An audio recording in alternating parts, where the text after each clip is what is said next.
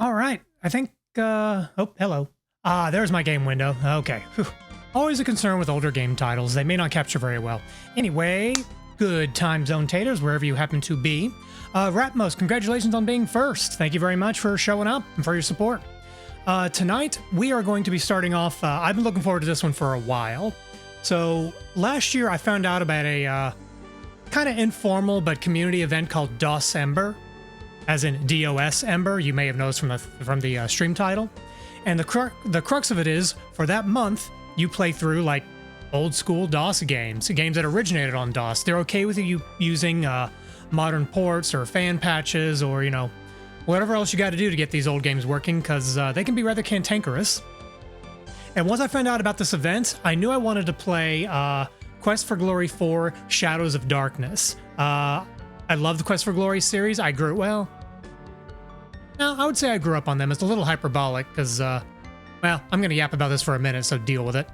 I played the hell out of Quest for Glory 1. I tried to play the hell out of Quest for Glory 4. Played a lot of Quest for Glory 5 when I was a kid. 2 and 3 were really hard to come by because, what was it?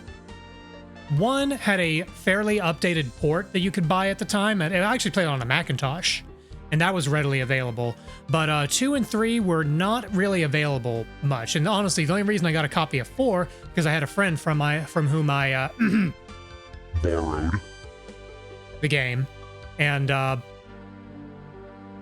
don't know if I actually ever beat Quest for Glory 4 when I was a kid. I don't think I could because the game was notoriously buggy and unstable. And it would just, like, there were so many game-breaking bugs. I got really far along and had to abandon a playthrough, like, 3 separate times. Ugh.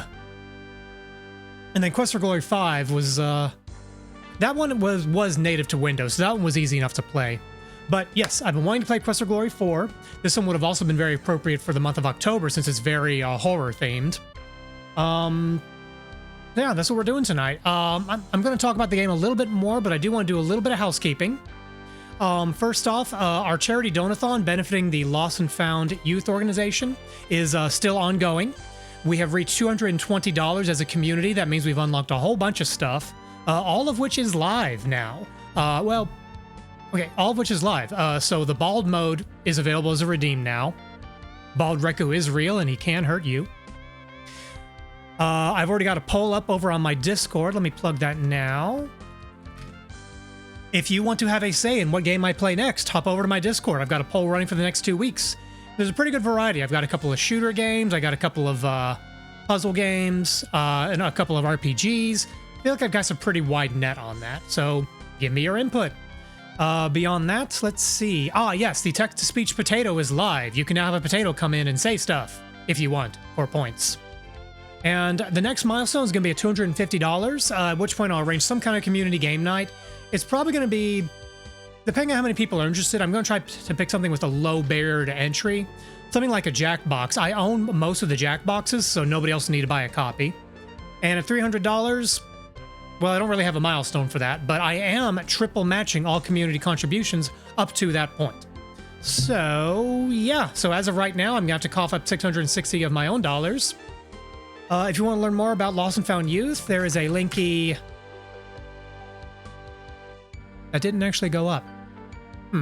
Oh, but that does remind me. I do need to make one post real quick. Actually, why don't I pin that?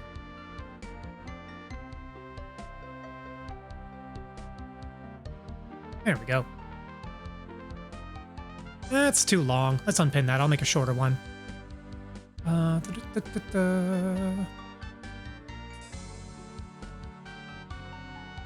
Let's see now. Donate UI not working. We're raising money for the Lost and Found Youth Organization. Learn more at /hash.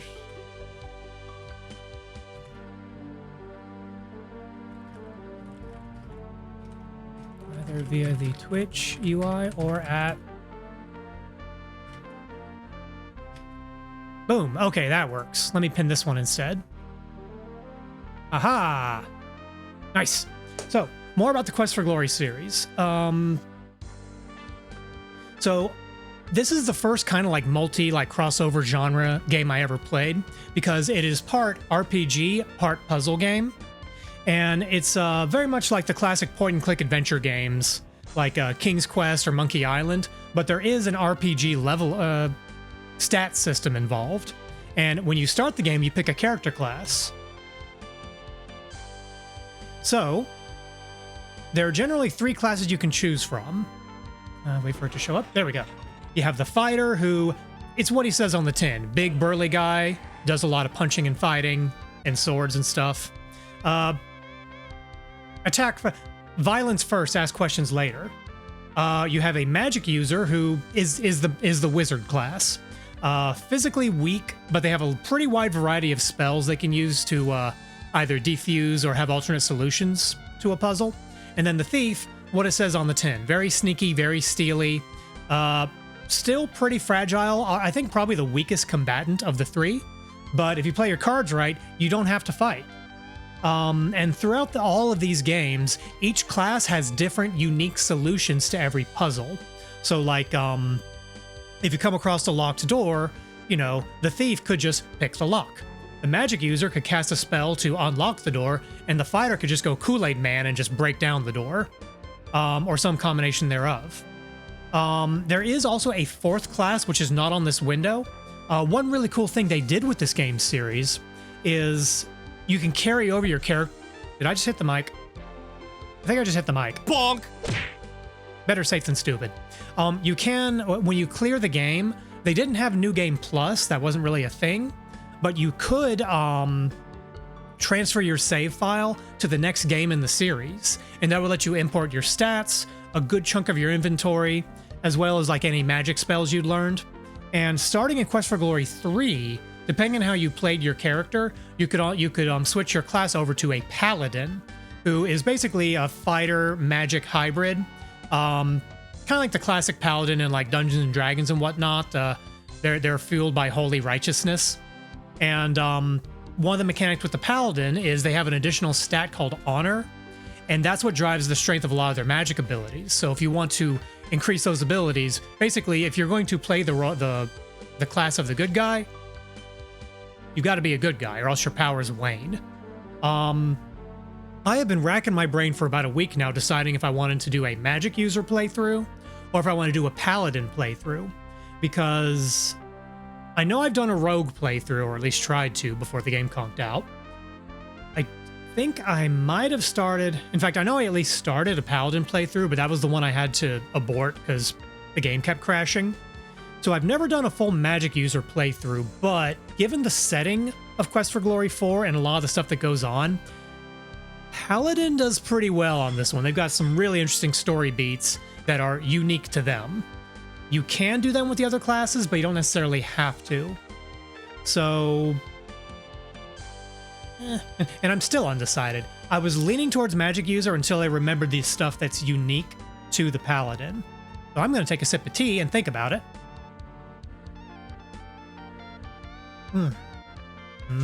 Tea.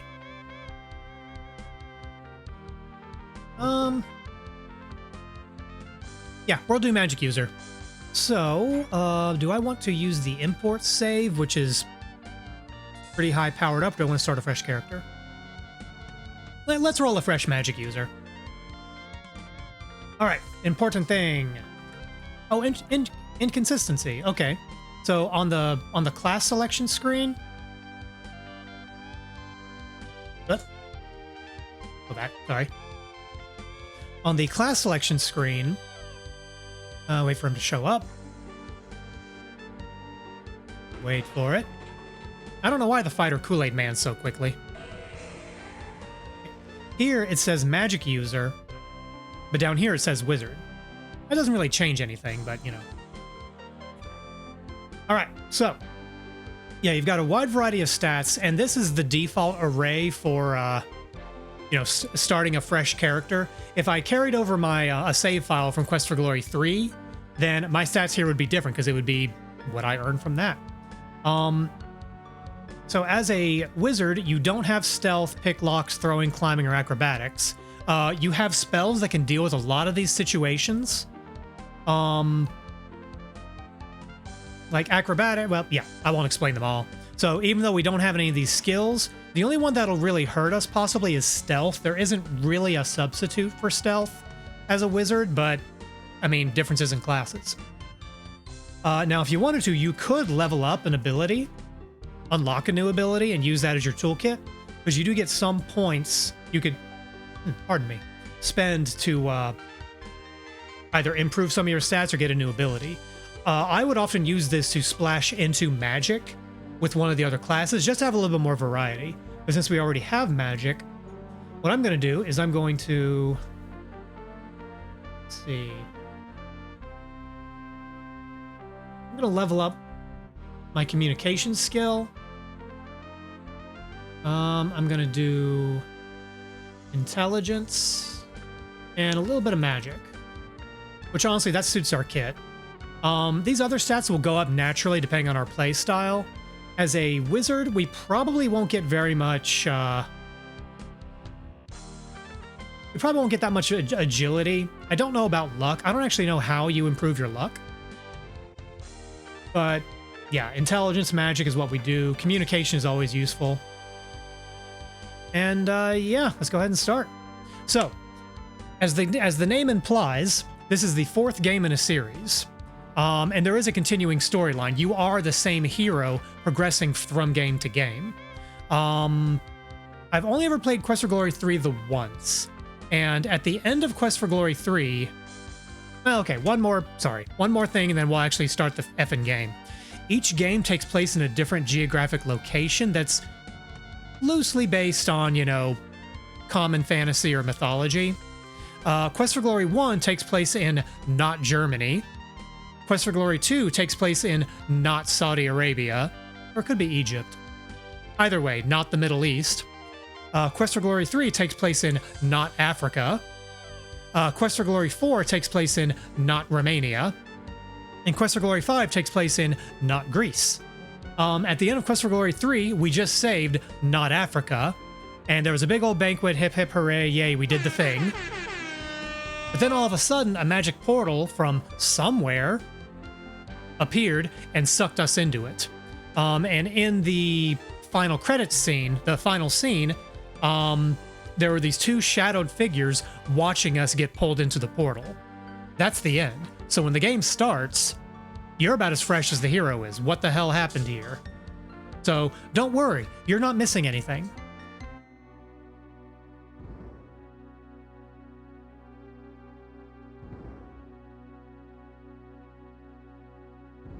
You awaken from nightmares of flying and falling.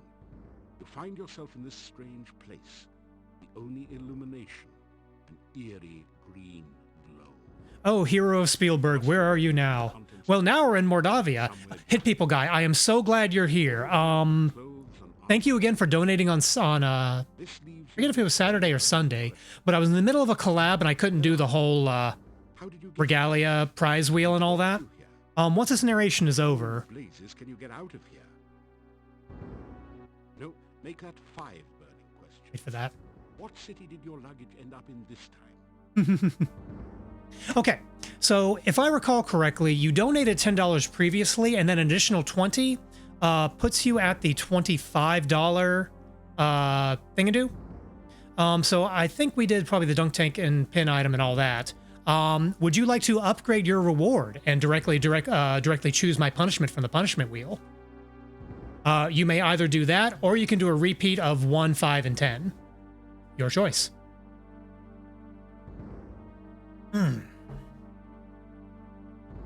Since you said Hero of Spielberg, I take it you are familiar with the Quest for Glory series. I played Quest for Glory 1 so many times. I loved that game when I was a kid. I think I did a playthrough of all 3 different classes. Okay, you want to do repeats, so you want to do the dunk tank throw, pin an item, and spin the wheel. Let's go and get that going before I dive into the game. Dunk tank prep. Let me remove the reward banner. Boink. And a 1, and a 2. That was a miss. You know what? That's boring.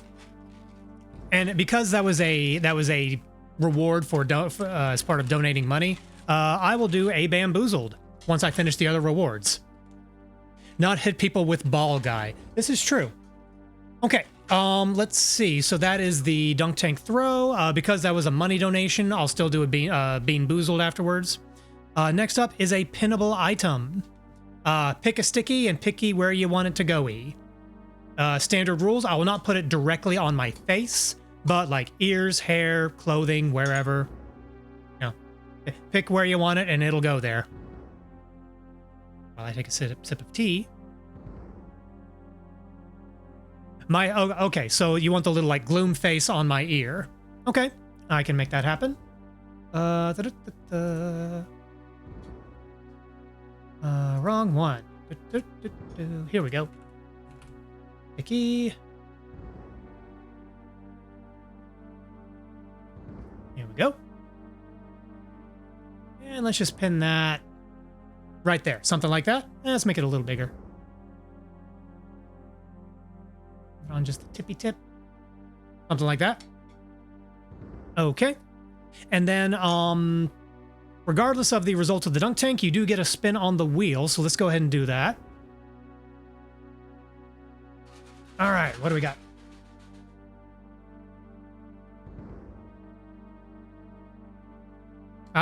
Wait for it. Okay, I get to do 20 squats. So, I'm going to, no, we'll do the bean boozled afterwards. Okay, I'm going to step off screen and do 20 squats real quick. The game is actually running. For those of you who don't know, the game does have a real-time clock. It doesn't matter too much immediately in here, but that could have gone badly if I was out in the main game world.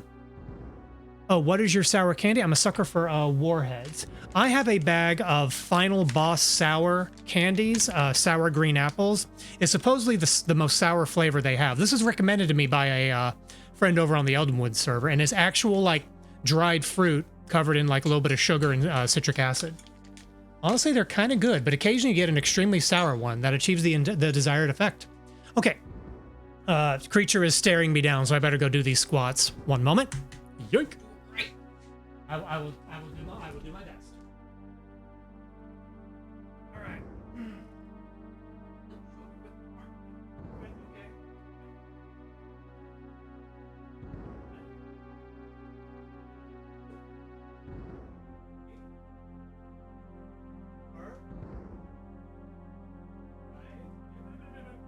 You mask in your back. I almost fell.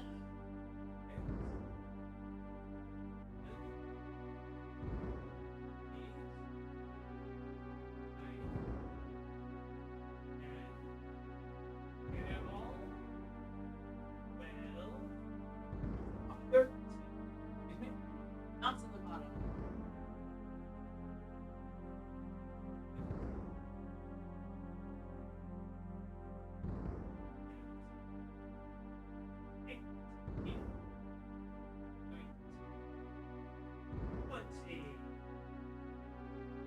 I'm done. Oh, I thought it was 25. I thought it was 20.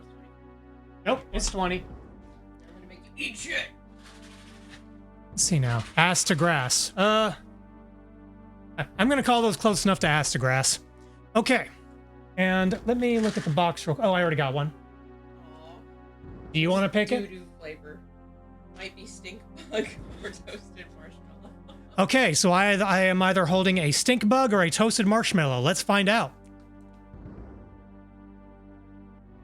Toasted marshmallow. Oh, that's no good. No. Please, toasted marshmallow. Yeah. Oh, that's actually really good. Oh, creature's making me try another one. Might be top banana or wet dog, maybe. This one's either banana something or wet dog. Okay, and after that, no, we're done. That's wet dog.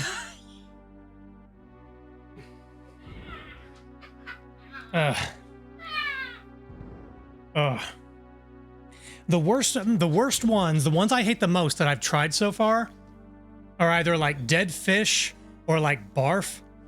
And it's not that oh god. I hate to inform you, every fish you've ever eaten in your life has been dead. Well, you know what I mean. The thing is, the flavor isn't that sharp. For like, I forget if it was the bar for the dead fish, but it lingers. I actually had to step away from the computer, go like rinse out my mouth with mouthwash. Fortunately, this one's not quite that bad. AKA. Like, I mean, I don't like it. It's just of the scale of horrible things I put in my mouth, this is one of them. you eat trash. It's not trash, it's Taco Bell. And I'm not going back to that Taco Bell later again because they stole my credit card. No, really, they stole my credit card. I'm not kidding. Okay, those shenanigans are over. To scroll back up a bit, Hit People Guy. Quest for Glory 1 was my jam when young. Never played the others. Sadly, you enjoying them. I've played the whole series at this point. I was mentioning at the top of stream, I played Quest for Glory 1 a bunch. Let's see, Borrowed a copy of Quest for Glory 4 from a friend of mine when I was a kid. I played Quest for Glory 5, and then years and years and years later, I finally tracked down copies of Quest for Glory 2 and 3, and I think 2 I played the fan remake, but then 3 I just played the actual version. I only ever played 2 or 3 the once, or did I do it twice? Either way, yeah, I played all the games in the series. I love them. Quest for Glory 4 has always been a bit of a tricky one because I feel like it's one of the strongest entries, but it is notoriously buggy. Notoriously buggy. Like, I think I only ever managed to beat it once, despite trying new playthroughs like 4 times. Just because it was so horribly buggy. I am running a fan patch on this that's supposed to deal with a lot of those game-breaking or like dead man walking bugs. So we'll find out. Okay. Let's see. So yeah, in the game world, Hit People Guy, you know this, so I apologize for repeating. You have like your standard assortment of actions like movement, look at something, touch something, talk. There's also sort of like a info and rest menu. Because I have magic, I can also cast lots of spells, but I don't need to do that right now. And you also have your basic inventory. This pouch holds all your money. Okay, I do have some money. Oh, one cool thing with this game, it is actually fully narrated. I can never remember the gentleman's name, but it's a pretty big time guy they got to do the narration. Quest for Glory 4 narrator. John Rhys Davies is the narrator in this game, which that's a pretty big deal. And I think this is also, we haven't met her character yet, but this is Jennifer Hale's first game role. Jennifer Hale, aka Commander Shepard, among many other things. Do you keep the spells you learned from older games in this? Yes. One thing that's really cool with this series is a lot of your progress does carry over.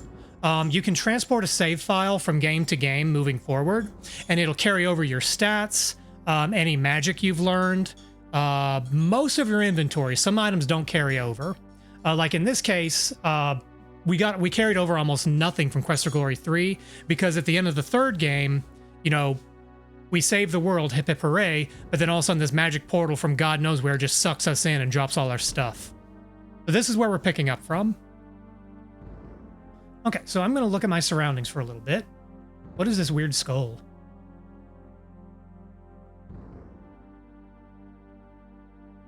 This is some kind of altar to the Dark One. The top is covered with sand. Torch holders flank the altar to provide light for nameless rites and unspeakable rituals.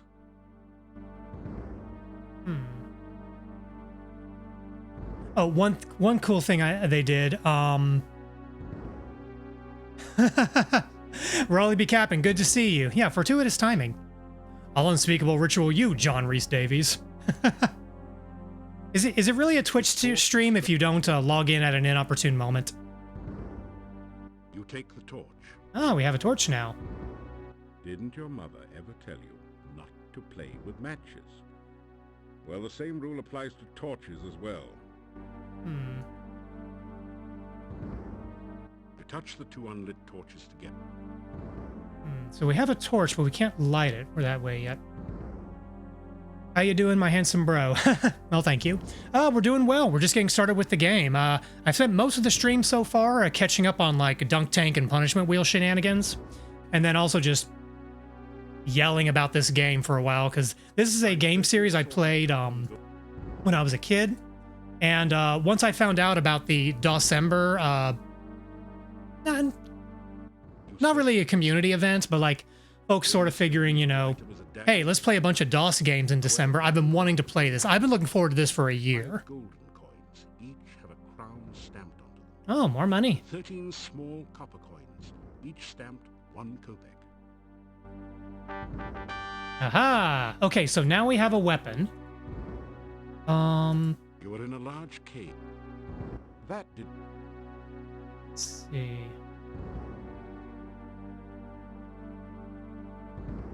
A brief search reveals a piece of hard. Ah, okay, I was looking for this. Cake and some So, coins, 3 crowns. one aspect of this type of game that, I'll be honest, hasn't aged super well. It's really hard to tell what items are interactable.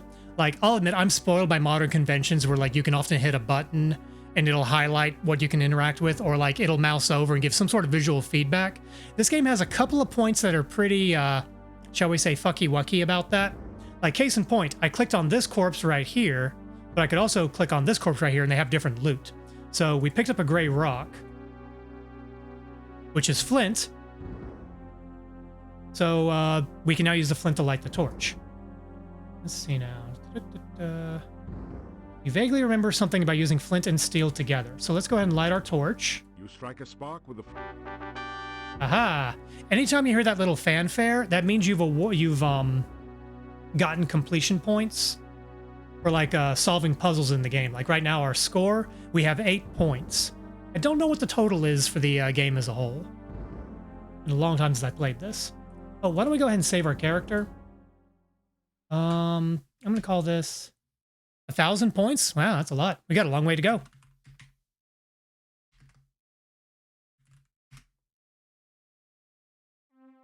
Okay. Genuinely though, the art in this game looks fantastic. I miss like pixel art games like this, because this kind of art design just looks really, really good. It's not actually 1,000. Oh. You lied to me. Let me make one more little adjustment. Oh, can I not? You are in a large cave. Oh, if you right click, it alternates between your controls and whatnot. That didn't do anything. Why can I not access my menus? You force the sphincter open with your dagger. Ew. Pass through. Ah, hey Rack, good to see you. Congratulations on being first. You've made it into a large chamber. Stone valves, like the one you just passed. Yeah, we're prying open sphincters. Don't worry about it. There is a huge stone altar. Hee hee hoo hoo, centered in haha. the room, and an exit to the south. Oh, I know why this is happening. Okay, there's some weird cursor interaction. No worries. Let's see. Yeah, the rotoscoping characters is nice, and the backgrounds are A++. Yeah, this game still looks great. Let's see. Ooh, a thingy. You're in the heart of the cave. Stone valves. Part of the reason I picked this particular game is because it does have fully voiced narration. Center of the chamber is a bleak stone altar covered with dark stains. I'm not opposed to playing unnarrated games, but if I don't have to read the whole thing, you know, then I won't. This real grade Sazabi is a fucking chomping hazard. Oh, chopping hazard, excuse me. He won't be needing them anytime soon. Oh, we got more money. Hooray. I wanted to increase the game speed just a little bit to pick up the pace. Not. There we go. That's a little better. But yeah, I miss kind of pixel art games like this. There are some games that still do this kind of look for, don't forget to save early, save often. Yes. Yes. These old adventure games, especially Sierra games, which this was, are notorious for locking you into dead man walking situations. Let's go this way. King's Quest 6, sing along with the girl in the tower, win. I don't think I ever played King's Quest 6. I happen to know that this is a dangerous room. What do we got? You see the entrance to a large cave at the bottom of the pit. You catch an occasional glimpse of a horrid, multi-tentacled monster just inside the cave.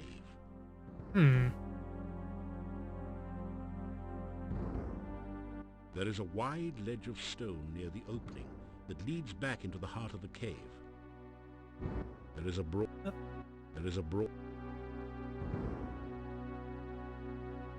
Okay. So we need to traverse this. But let's see. Because we're a wizard, our acrobatics is non-existent. So if we try to walk across this thing, we will probably fall and die. I would rather that not happen. But what are our options here? You cautiously test the rope before crossing. It feels as though it's firmly anchored on both ends of the chasm. Okay, so the rope is not likely to break, but we're not likely to be able to cross it.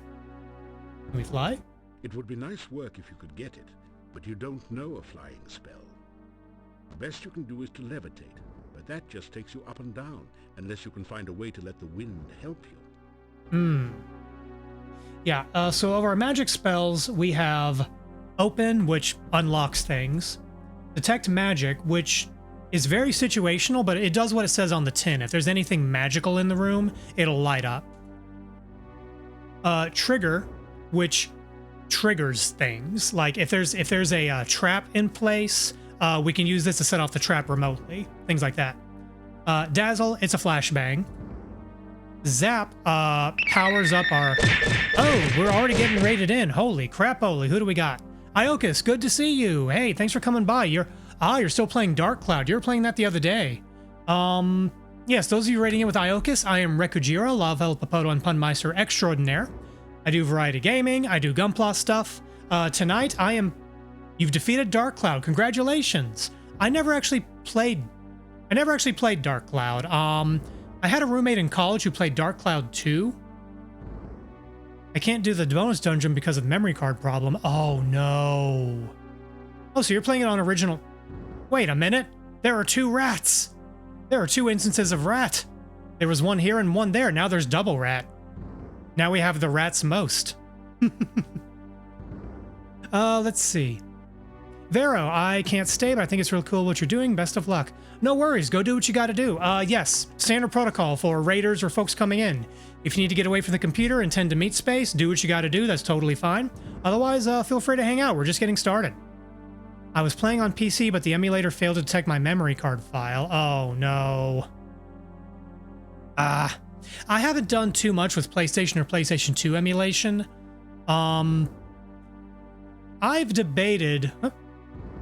Also, that's like the least uncanny VTuber model I've ever seen.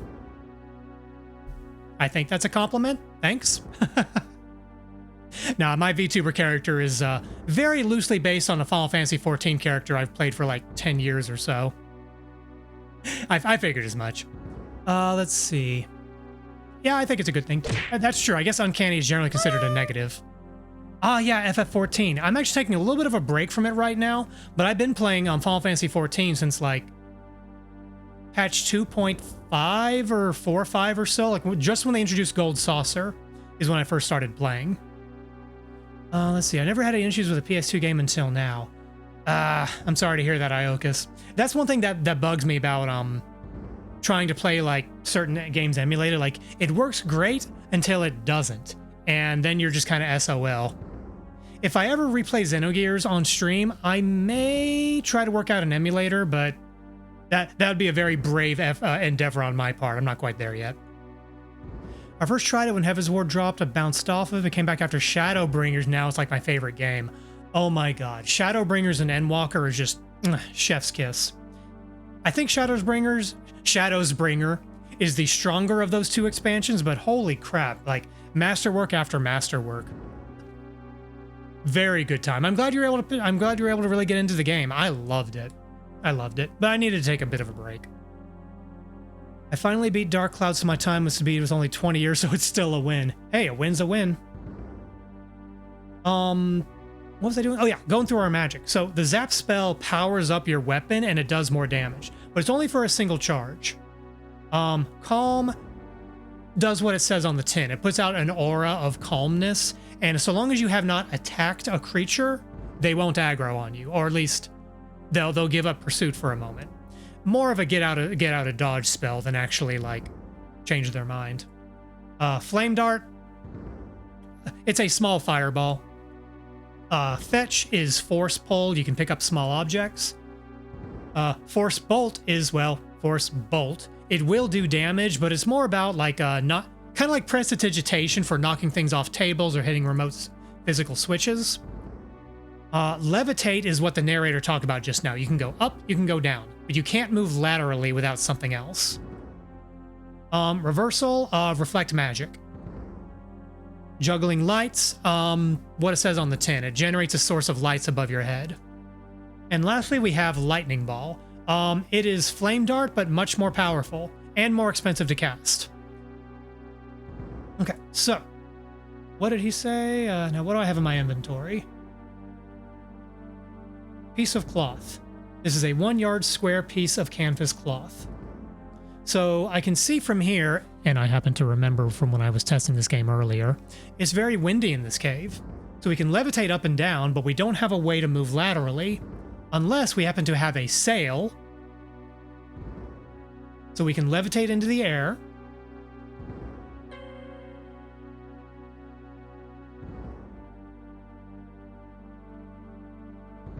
Oh, maybe we need to equip the sail first. As you floated in the air, but there wasn't quite enough push. You need to find a way to catch more of the wind to sail your way across. Okay, so we need to equip the canvas before. That didn't do. That didn't. That did. That. As There we you go. hold up the sheet like a sail, you can feel the wind pushing it and you towards the pit. Unfortunately, you're a little too heavy. You don't think the wind is powerful enough to push you across safely. Okay, so now we need to use our magic to levitate, and away we go. Just barely made it across the pit. Yeah, you see there's a horrible tentacle monster there now? If we hang around on that edge too much, it will kill us. It'll kill us dead.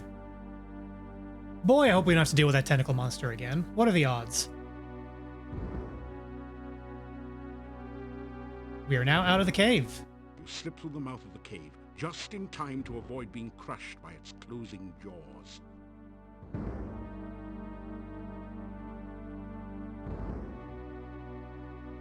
Anyone else knows how this cave has a mouth?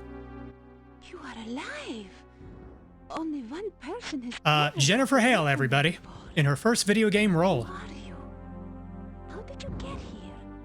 Oh, there are so many questions I want to ask you, but I have to get home quickly. It is so dangerous out at night in Mordavia. The town is. So we were in a beautiful. place called Mordavia. Be careful. There are many bad things wandering around. Good luck. Oh, by the way, my name is Katrina. Trina. Hope we meet again sometime. Farewell. I was Katrina hanging around a really creepy ass cave. Don't worry about it. Let's see. Man, when he said unfortunately, my brain instantly went to, oh god, the sail's gonna drag you off the edge and you'll die. That is a fair prediction, Hit People Guy. There are so many ways to die in this game. And fun fact, with the exception of possibly Quest for Glory 5, in every game, you can die by drug overdose.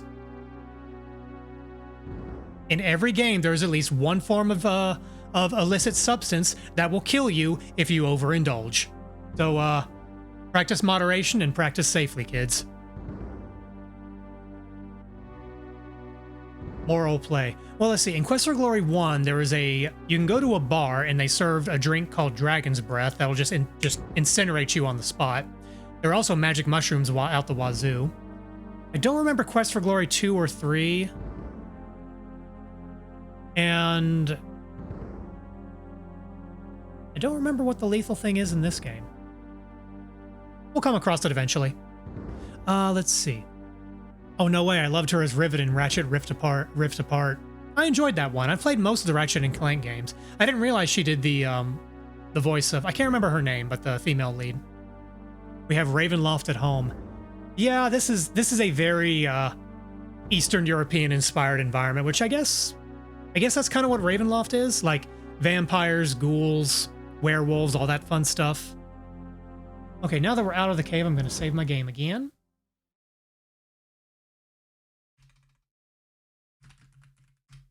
Okay. The cave mouth looks like the jaws of some horrid creature, waiting to chew up and swallow anyone who should be so foolish as to try to enter the cave. So we just got teleported into a weird mouth cave. I wonder if that's going to become relevant. What is this archway? This is the symbol of blood in the form of a huge carved droplet. This symbol is a stylized representation of a crossed pair of bones. Okay. This symbol looks like a mouth with pursed lips. Give me a kiss. The Or cloud don't. symbol is a traditional representation of breath. And of course, the dark cloud symbol is a representation of bad breath.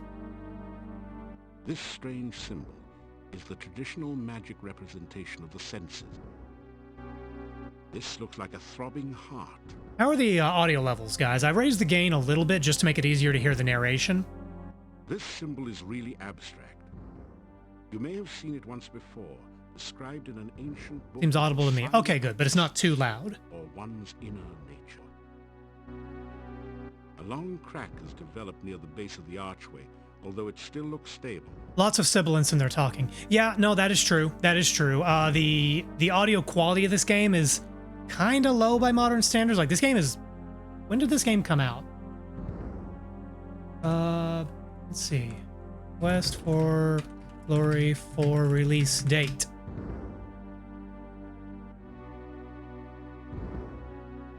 Uh, 1993 on floppy disk, 1994 on CD. So this game is over 30 years old. Wowee. Yeah, the bit rate. There's nothing wrong with the stream. There's nothing wrong with your headphones. This audio is crunchy as hell. When you touch it, you have the feeling that you may need this sign, so you carefully store it in your pack. We got a weird little crawly thing. As you touch the Dark One sign to your skin, you feel a cold sensation as though the warmth and life energy were being sucked from your body. You quickly put the sign away. Okay. Well, nothing else to do here. This tall standing stone has been carved, so that the top looks like a squid is perched upon it. Is that the VA, the guy who plays Frollo in Disney's Hunchback?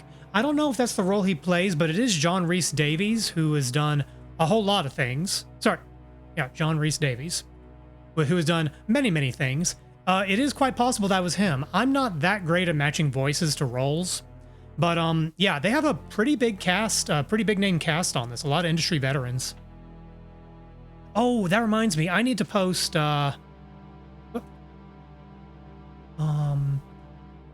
the voice actor who did Claude in Fire Emblem Three Houses did a playthrough of this, and he did a bit. He didn't do a bit, but like he was just gushing on just how star-studded this cast is. He's like, "Oh, this guy worked on it. This guy worked on it. Like I have worked with these people professionally, and this is just." This game is kind of a who's who of voice roles and some real serious talent. Tony J, Megabyte from Reboot. Oh, I remember Reboot.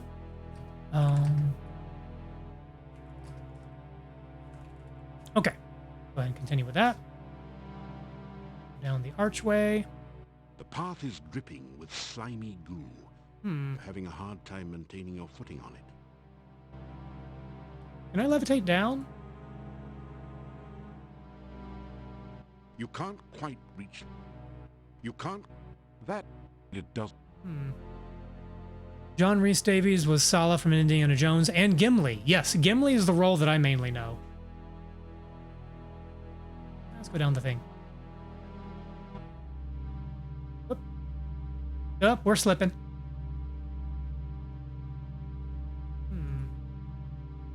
This tall standing stone has been carved, so that the top looks like a squid is perched upon it. This is a weird thing. What if I cast Detect Magic? Wait, it's this one. You sense moderately powerful but latent magic waiting near the top of the squid stone. The bonsai bush also possesses magic. Bonsai bush. It is of a gentler, more subtle nature. Okay. All right, so this pillar is kind of magical, but so is this little shrub over here. A delicately crafted bonsai bush looks totally out of place in a pool of dark, unhealthy-looking goo. So I have played this game before, but it has been a long time. I don't remember what the bonsai bush is for.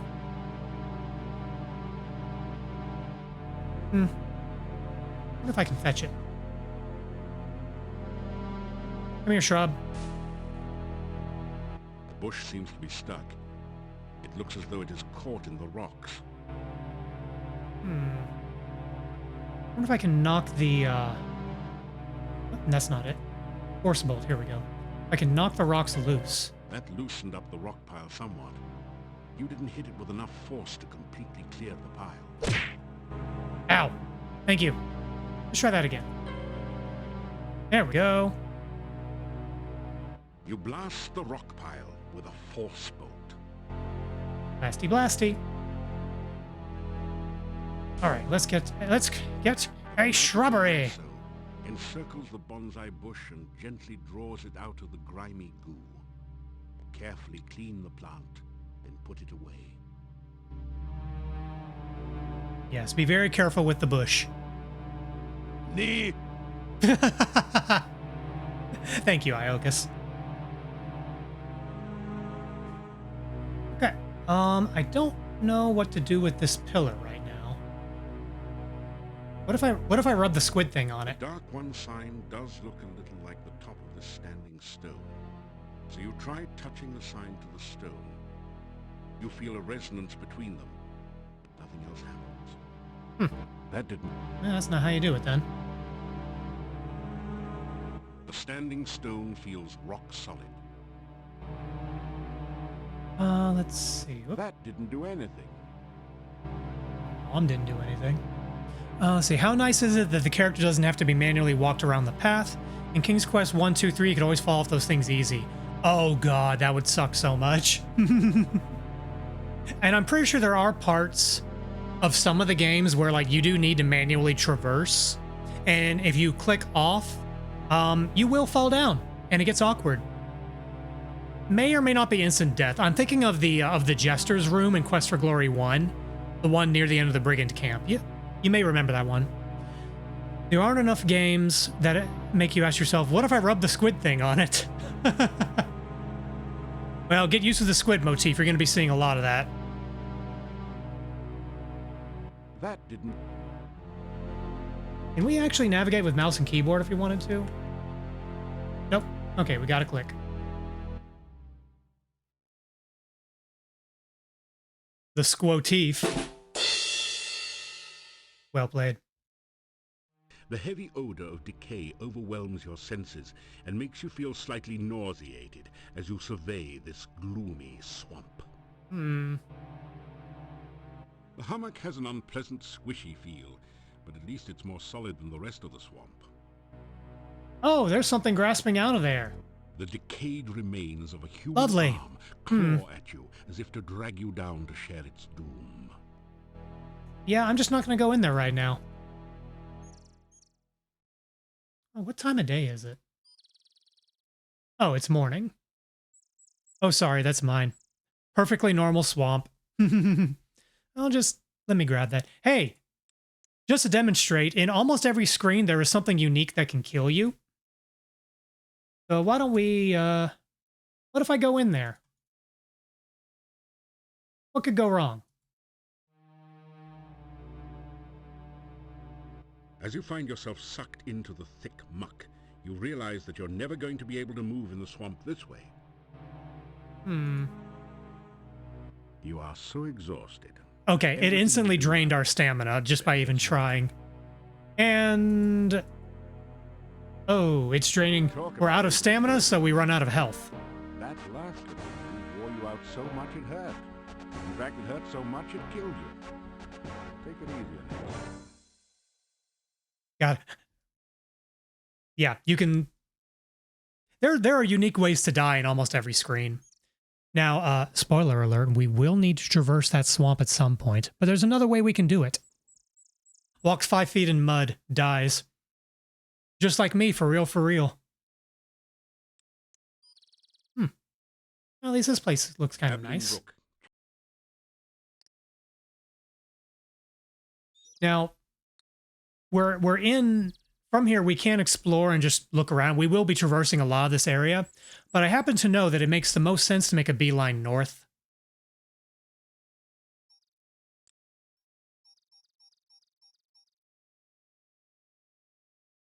Oh, flowers. Grey rocks litter the ground everywhere, reminders of glaciers long since passed. Grey rocks... Oh, are those rocks? I thought they were, It doesn't... I thought those were kind of flowers. Guess not. At least I think you're supposed to make a beeline north. It is allegedly a rock ledge. Ah, that's another thing. So much of the writing in this game is very punny. You'll be shocked to know that I like that. Because I think we're supposed to go north. Oh. I don't remember where we're supposed to go. Ah, there we go. I'm trying to get to the town.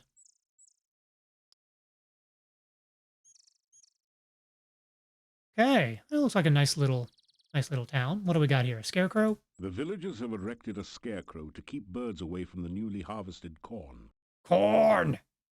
Tall shocks of corn have been harvested and wait here to be stored for the winter. Some beautiful Pumpkins. giant pumpkins are growing in the field. Okay, so it's fall weather.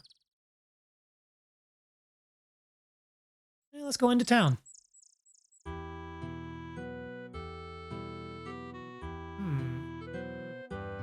The curved staff has a very organic look to it. Its curves seem somehow feminine. You can feel a sense Oh, of hello. How you doing, radiance staff? all around it. You from around these parts? How you doing? Let's see. What else we got? Beautiful, out-of-season flowers grow all around the stone monument.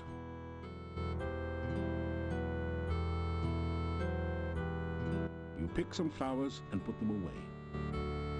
Aw, flowers. This isn't San Francisco, so you don't need to wear flowers in your hair. Is that a Led Zeppelin reference? I think that's a Led Zeppelin reference. Okay. So a weird staff in the center of town. Wonder if that's important. You sense magic radiating from the staff and protecting this area. Can I take that staff? The staff feels warm and almost alive in your hand. You hear an eerie voice in your head. This I must first do. The sacrifice of life for one of love. You find yourself letting go of the staff very quickly. Yeah, I would let go of a staff too if it started talking in my head. Let's see. Hi, I have a fun fact. Uma Musume characters Biwa Hayahide. She can eat a banana in 5 seconds. I haven't played Uma Musume that much, but I do appreciate they have like weird little facts about the characters. The archetypes seem very, very fun. I'm just not that big into gacha games. Also, Dr. Anime, good to see you. Thank you for stopping by. You! How did you get here? Why are you here? Nice to see you too there, buddy. Few strangers come to Mordavia. I am the Burgomeister. It is my job to know everyone and everything that goes on here.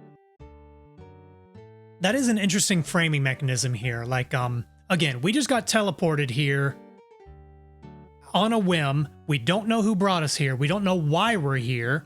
We arrived in a really creepy cave. We only found out later that the place we're in is called Mordavia. And the second we walk into town, everybody's eyeing us suspiciously. This is the only game in the series, I believe, where your relationship with the townsfolk is kind of apprehensive. Because in Crest of Glory 1, you're just a fresh hero out of the famous Adventurers Correspondence School, hero fresh out of training. Nobody knows you, but nobody has any reason to really suspect you. In Quest for Glories 2 and 3, you're kind of escorted into town by someone who knows the area. And so though they don't know you, it's like, oh, well, so-and-so brought them in and they're cool. So it's a much more welcoming environment. But here, nobody knows you. It's a very dangerous place, and people are wary of strangers. So a good part of the story arcs in this game is like overcoming that suspicion and getting the townsfolk to open up to you. It takes a while. And this here is the Burgomeister, who is like, I guess the closest equivalent is sheriff. He took one look at us and said, what's your deal, bud? Let's talk to him. My name is Dmitri Ivanov. I am the Burgomeister of this town. What is a Burgomeister? My name is... Same question, sorry. Mordavia is a valley surrounded by mountains. There used to be a road which led from here, but heavy rains have created a swamp at the base of the mountain south of here. No wagons can get you in or out, nor can any person, except perhaps you. Yeah, that's the thing. Like with that awful swamp that we drowned in immediately, that's been blocking off. That's basically cut this town off from the rest of the area. So it's bad enough that they're isolated and have to be completely self-sustaining with farming and ranching and whatnot. A stranger shows up. WTF. So this guy is suspicious of us as hell. This is the town of Mordavia. There is an inn and a shop down the street where you can spend the night or get some supplies and be on your way. The sooner you leave, the better for all. There are many dangers in Mordavia, and we certainly do not need a stranger to stir up new troubles. Ask him about the inn. The Hotel Mordavia has rooms and food. It is a safe place to spend the night. Okay. The shop does not carry much. We have been cut off from supplies for a while now. Still, you may at least restock your food rations before you continue with your travels. There are many strange and dangerous creatures that live in Mordavia. Trust nothing. The gates of this town are closed at sunset. That's good to know. If we come back after dark, we're gonna have a hard time getting into town. For few can survive a Mordavian night or remain sane enough to speak of it. Just leave Mordavia quickly. No good comes from outsiders, and we do not want you here. I didn't want to come here, buddy. Don't yell at me. Okay, that's all we have to ask him about for now. From the sign reading Burgomeister's office, you cleverly deduce that the Burgomeister works here. It's been years since you studied Mordavian, but you think that Burgomeister might be the word for mayor, or perhaps sheriff. The sign reads General Store. You wonder how much of a commission the salespeople get. The sign simply reads Inn. Guess that means you should go in. Aha! I see what they did there. What's in the store? This general Kitty. store is cheery and well lit, thanks to the warm hearth. The first things that you notice are the cats. They seem to be everywhere. So many Then the kitty. shopkeeper Yep, sitting I'm counting in at a least rocking chair. 4 in this picture. She's a very, well, sturdy-looking woman. Oh wait. Oh, the game screen isn't updating. Oh, you're the Hmm. stranger in town. I've heard all about you already. Interesting. I'm gonna adjust one thing real quick because I'm noticing I have my OBS monitor open off to the side, and it looks like it's skipping some of the dialogue boxes, like it's not actually refreshing the game window. Let me see if I can fix that real quick. The game audio might cut out. Don't worry about that if that happens.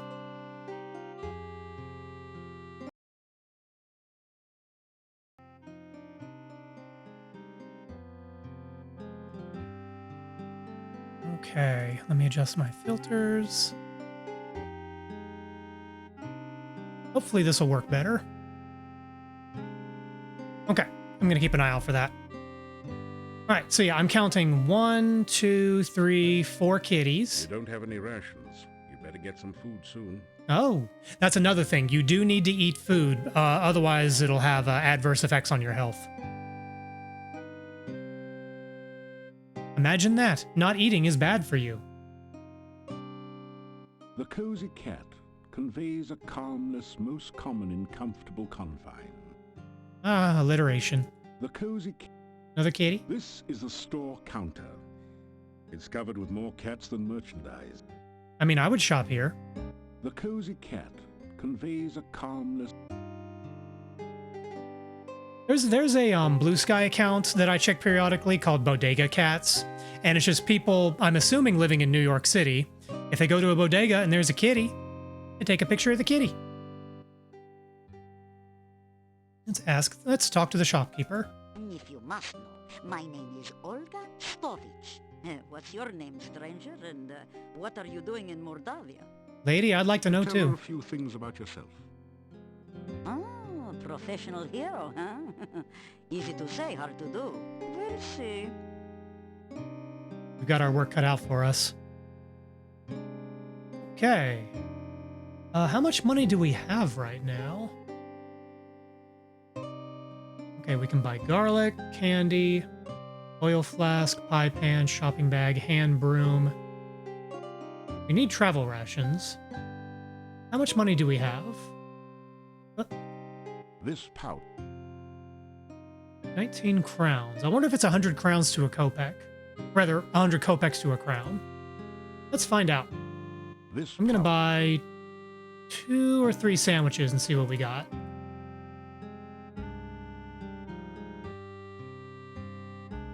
£19, 18. Oh, it tells you after you buy. Okay, so it is 100 crowns to or 100 kopecks to a crown. Let's buy up 3 rations. And I don't know what else I would need these for.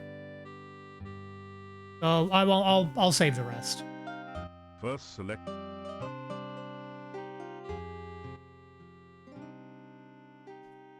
What would you like to know about? A pie pan can always come in handy. So I happen to know what the paper bag is for. That will be useful if we were doing a rogue playthrough, but I don't know that I don't remember what the pie pan is for. Actually, I think I remember what the pie pan is for. We will need that if it's what I think it is. We will need it eventually, but not right now. Yeah, Bella's a good woman. She's the one who really runs the inn. She looks so Her sad. husband just gets on. You know, I probably do, crew. Let me go and get a sip. Thank you. Bella, she was a pretty woman not long ago. Was not called Bella for nothing. Losing her only child really aged her. What a tragedy. So the innkeeper's child passed away. I wonder if that'll become important. One quirk of this game engine is sometimes when they stop talking, they'll still be like mid-animation, so they'll get locked on a frame that may not be flattering. The castle north of town was abandoned for many years. Then some strangers moved in 4 years ago. No one knows what goes on there now. But it won't be for the good, I'll tell you. Well, Werewolves? gypsies, no question about it. They change into wolves at night, eating anyone they can get. Nothing can kill a werewolf but silver or magic. So be careful out in the woods at night. You hear me? I do have magic. The camp is not at all that far from here. That is a bad Wait, there's a place. monastery. You'd better have nothing to do with it. It is dangerous and should have been torn down long ago. Many a stranger never came back after asking questions about it. So don't let your curiosity be the death of you. No worries about curiosity, just the swamp. Yeah, my husband and myself had run this shop for many, many years. My husband passed on now, but I keep it just the way he liked it. A well-run shop is a busy shop, he always used to say. Not very busy anymore, what with the swamp. But I try to keep it going the best I can. Mostly housewares, but a few items that might interest you. I'm interested in things. Let's see. Goods for sale. Let me see, what could you use? Well, Besides my regular items like brooms and pens, I really don't And have any anything hand else grenades? for adventurers like yourself. You know, normal adventuring gear. I do have some lovely sandwiches you can use for rations. And garlic. Of course you'll need garlic. I've also got some oil you can use to keep the weapons and armor from rusting. And if you like sweets, I've got some yummy homemade candy. Although the garlic-flavored ones have all been purchased by Garlic flavored candy? I'll have to Is she selling Bean Boozled? Oh, and the shopping bag to carry things in. I have a couple of those left. Garlic candy? I don't know. Depending on how garlicky we're talking, I don't know. Does not sound appetizing to me, but what do I know? Yeah, tell me about this candy. 3 twists of candy will cost you just 5 kopecks. The kids love them. Also, it's nickel candy. Clove of garlic. Oh, now garlic is a must-have item. It's just 25 kopecks for a bulb, and it will add flavor to any food. It's true. Storekeeper looks around nervously for a moment, then continues. You know, some say garlic also has medicinal and protective properties. I don't know about protective, but I think garlic does have some antimicrobial properties. My husband always said I make the most Whoa, she's talking to our brain. Her mouth isn't moving. and I only charge 50 kopecks each for them. Wait, interesting sandwiches. I'm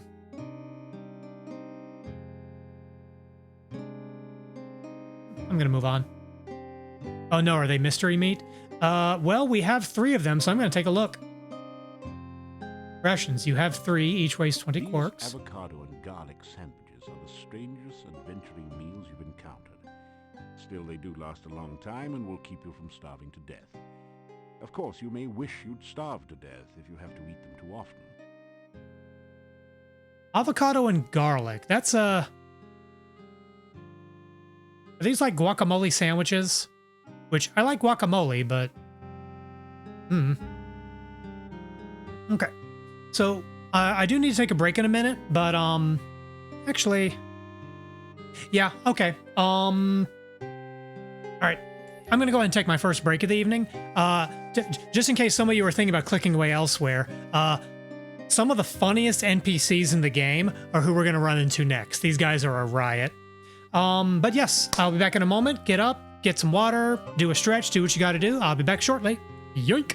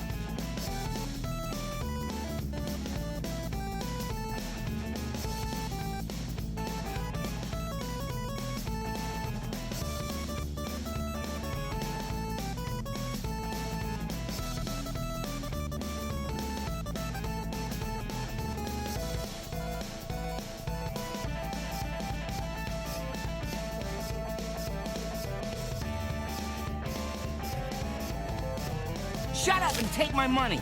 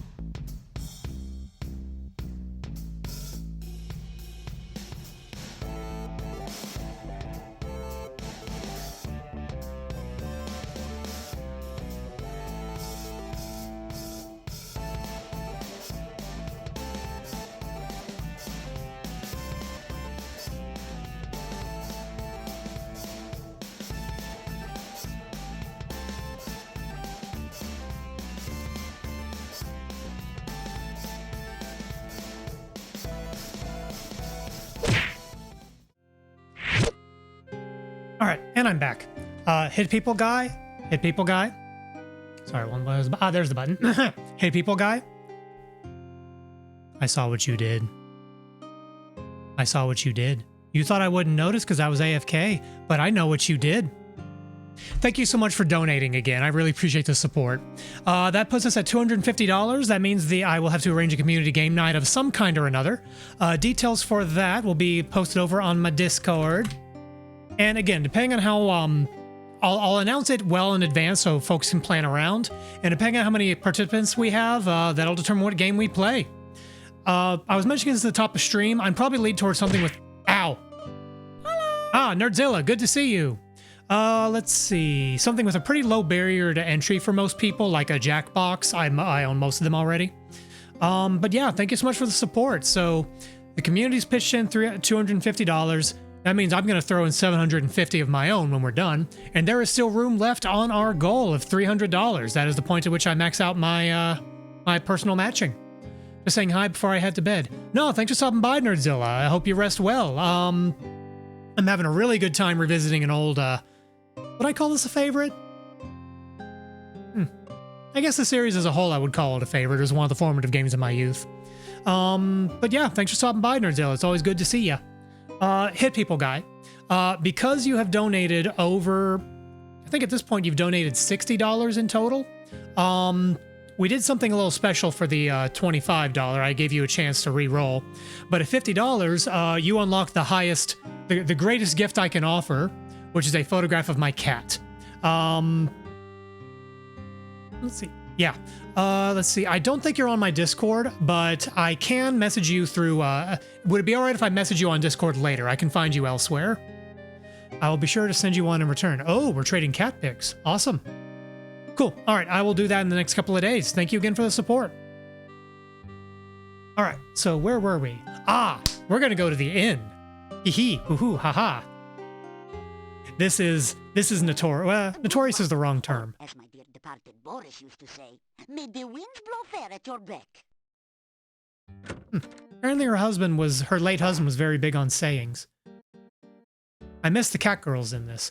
Oh yeah, I forget the name of the species, but they yeah, there was one at the inn in Quest for Glory 1, and then Kata. That's what they are. The Kata people are very prominent in 2, 3, and 4. Or 1, 2, and 3? I was waiting for this, now I'm heading to bed, lol. Ah, the watch streak. 20 streams, good lord. Thanks for hanging out, Nerdzilla. It's always a pleasure to have you. Furnished country inn.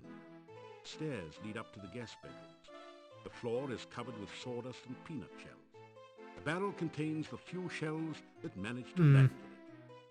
The innkeeper stares at you with an expression of fear and astonishment. It is several seconds before he speaks. This is the Hotel Mordavia. Rooms here are 15 kopecks for room and board. Pay for 1 week in advance. Is it 15 kopecks for a week or per night? When you want food in the morning or evening, just sit down over there by the door. Pay the innkeeper for your room and board. I'm guessing 15 times 7. That would make sense. Payment.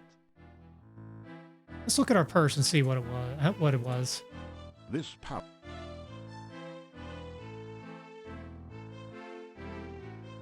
I don't remember how much money we had previously, but 17 times...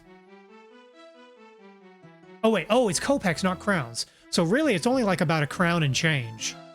So, yeah. Cheap hotel.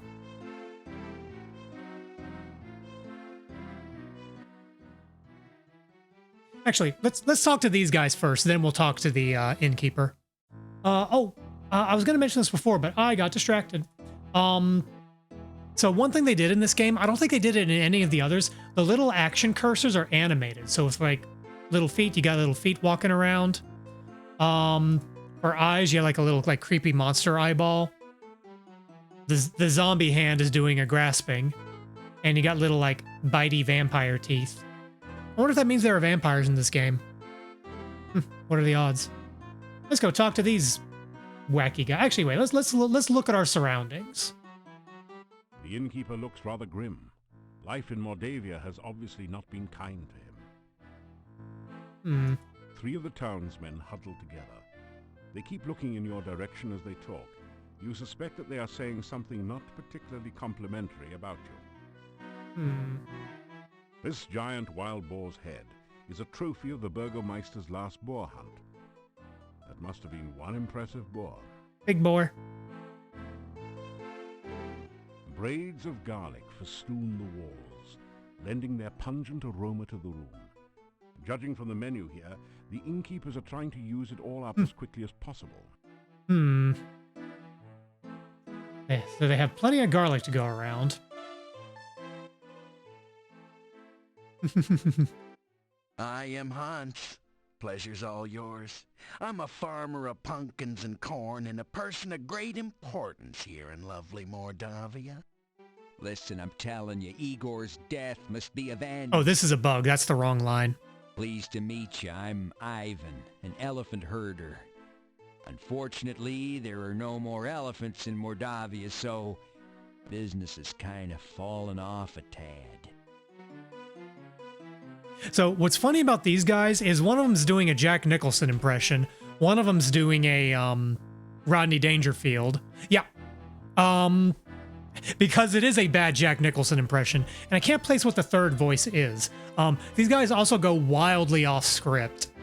To have been a fly in the wall in the recording booth during these sessions, oh, it would have been great. Guys, is it just me or is Mordavia a wonderful place? Oh, are you kidding? It's the greatest. There's many places to go, things to see. Are you kidding? Right. Let's not forget that scenic cemetery to the east of town. Everyone here's nothing but grins. Real friendly. Yeah, except we don't know you. We don't like strangers. Or anyone else that's weird and doesn't belong. Small towns. Rumors. You talking to me? What rumors? Oh, there are no rumors here. Unless you count the rumor that the castle is owned by... Horse patootie. There are no rumors in Mordavia to speak of. The town of Mordavia is a quiet place. Filled with friendly, joyful, stinky people. Stinky. Well, I'm not so sure about the friendly part. We tend to be very suspicious of strangers like you. Yeah, well, anyway, the town is filled with joyful and stinky people. Yeah, happy, joyful, and stinky people. Well, I wouldn't call us particularly joyful. As a matter of fact, most of us are pretty glum. Is this Mordavia, Reddit, or Twitch they're describing? Mordavia is filled with people, you know, stinky ones. Yeah, many stinky people. Well, I wouldn't exactly call it many. There actually aren't very many of us around here. Oh, forget it. Well, at least he stinks. I wonder if all three of them were recording in the booth. Okay, well, that's all about the town. Let's talk to our innkeeper.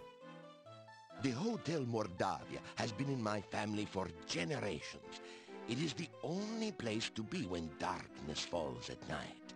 Everything else is closed, and even we lock the doors. You must knock if you wish to come in. Nice place. My name is Yuri Markarov. My wife's name is Bella. We are the owners of this inn. If you climb the stairs, your room is the first door on the right. The doors of the inn close before nightfall, so make sure you are always back before sunset. Yeah, wandering around at night is incredibly dangerous. Not only is it much more difficult to get back into town, I mean, there are ways, but you have to discover them. Much more powerful monsters roam the countryside at night. And this early on in the playthrough, you will get curb stomped. You will die very quickly. Make certain you are back in town before dusk. The gates of the town will close solidly to keep out any dangers.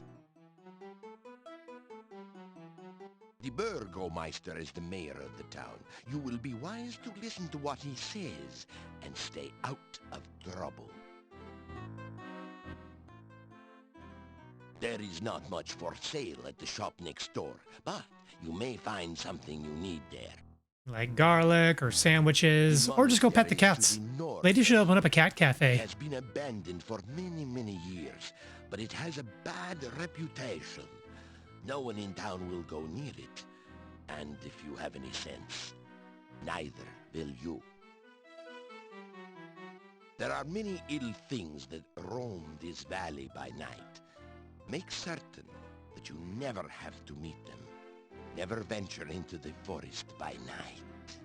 We're gonna have to venture into the forest at night. A lot. Okay, that's about all for the town. Let's go check out our room. You unlocked. It is a room.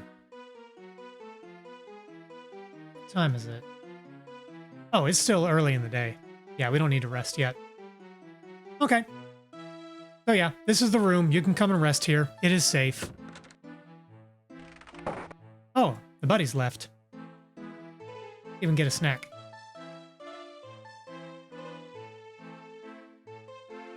It's a garlic souffle, Moldavian style. Garlic souffle? I think everything is garlic here. That. Oh. Now the table's helping to keep you off the floor as well. That. It's an anti-gravity. I'm trying to grab the food off of the platter, but unless it already ate it? It's the tray that the You pick at your plate in search of any Oh, leftover garlic. okay, we already ate it. All right. That Well, didn't do anything. about all we can do in the inn for now. Well, let's explore the town some more. So, you are still around, are you? When are you leaving Mordavia? I'm here for at least a week there, buddy. Get used to me. As you enter the northern part of the town, you hear the sound of a chisel chipping away at a stone block. A man is carving gravestones at one end of the street. Your attention quickly moves from the stone carver to the ominous Gothic building in the center of the street. There is definitely something not right about this structure. Oh, hey, it's another creepy tentacle thing. And what are these impressions on the walls? There's like... looks like a bunch of insects. This is a bas-relief of a strange creature. It looks like an octopus with only 6 tentacles. Oh, did I say squid? I meant You have octopus. a creepy feeling as if it is looking right back at you. It is a thoroughly uninteresting wall. Sort of a wallflower. Haha. It is a... There is an indentation near the middle of the shadowed door. It looks like a set of 6 curved spokes radiating out from a central... Or like a sextopus, am I right? You're right. It is a very, very sextopus. Damn it, I was trying to come up with a good pun and I failed.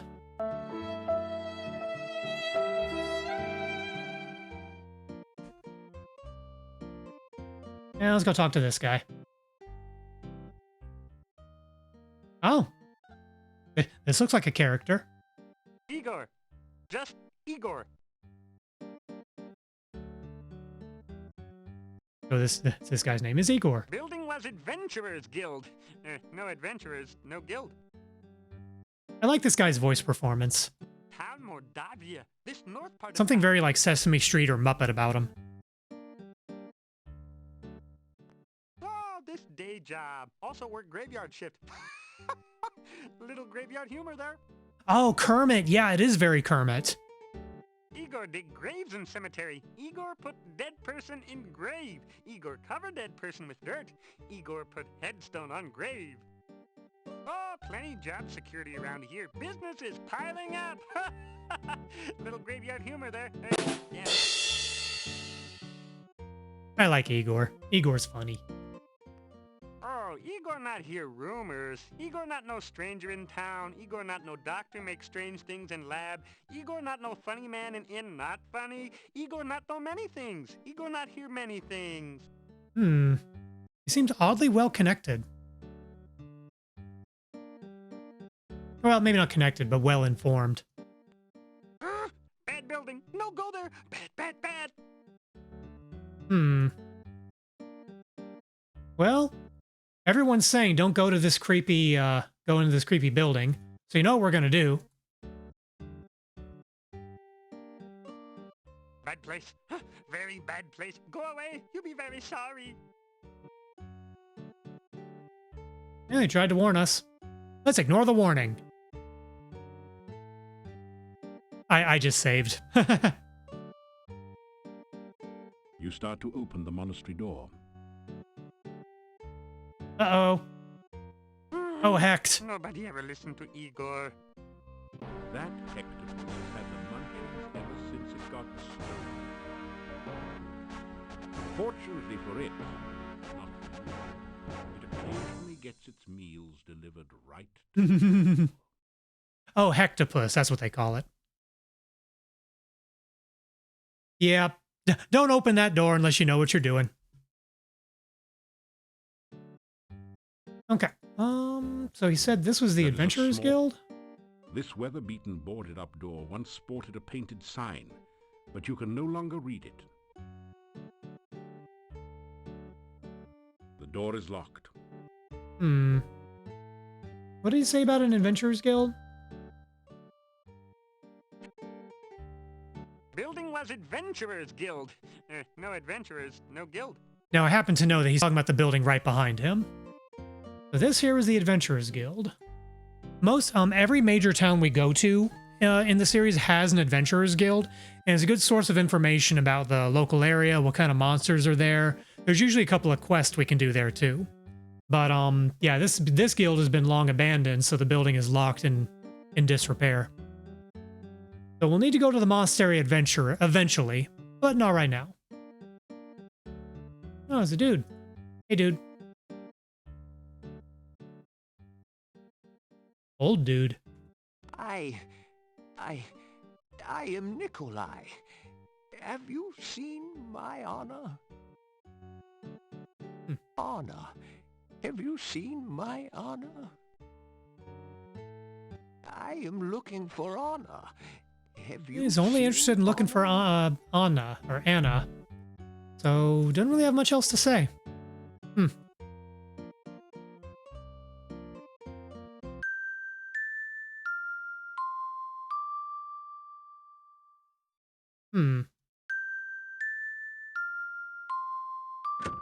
Ah, Simon Says.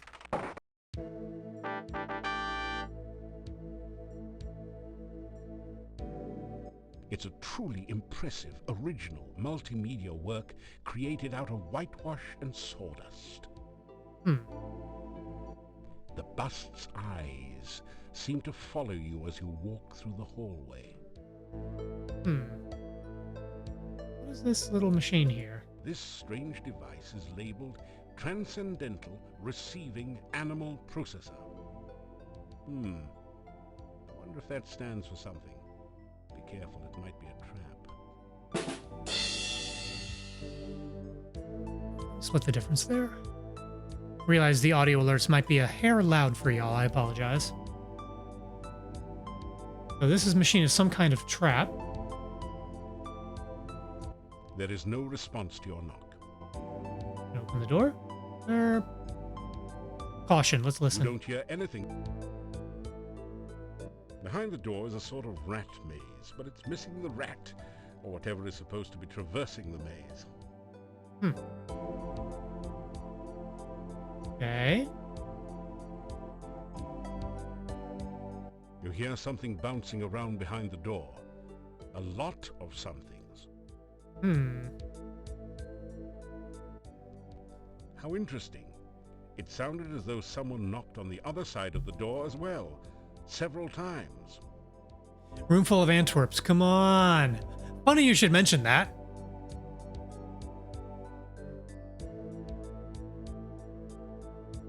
Oh no, you've been Antwerped. Fortunately, Little tiny Antwerps. these are just baby Antwerps, so the attack wasn't fatal. Yeah, I remember in Quest for Glory 1, there's a point where you have to, you will get attacked by an Antwerp, and if you don't, I think the solution is to like take your bladed weapon and just hold it up. It will crush you on impact. Welcome to the Transcendental Receiving Animal Processor. You can analyze the creature you wish to capture, then apply the proper bait. If the animal is in the immediate vicinity, the trap will catch it for you. If the animal is not in the area, you'll just have to catch it yourself, but at least you'll know what to feed it. Let's start by identifying your animal, okay? Sure. Is it alive?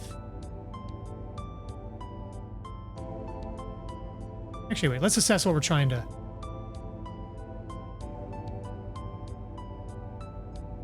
So I happen to know that we're trying to catch the baby Antwerp.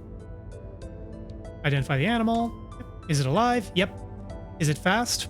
Yeah, it's pretty quick. Is it vicious? No, but I'm going to pick the funny option and say yes. Run away and let it catch you. No. Oh. Let's try that again. Is it alive? Fast? Is it vicious? No. Is it silly? Very silly. Aha! You're trying to catch a flying aardvark. No. You obviously have a craving for a chocolate mousse. Maybe, but that's not what I want. You are looking for an Antwerp, are you? Yes, I am, actually. You surely don't mean a full-size adult Antwerp, do you? Nah, just a little one. Bouncing baby avocados are avid avocado eaters. There's a tongue twister. Bouncing baby Antwerps are avid avocado eaters. Actually, it's not an avocado. Tongue twister. Okay, so baby Antwerps love to eat avocado. So why don't we just give it some of the sandwich? You bait the trap with avocado from your sandwich. Avocado was never high on your list of favorite foods anyway. Oh, I love avocado. The trap starts working. Aha! Antwerp, it's simply amazing.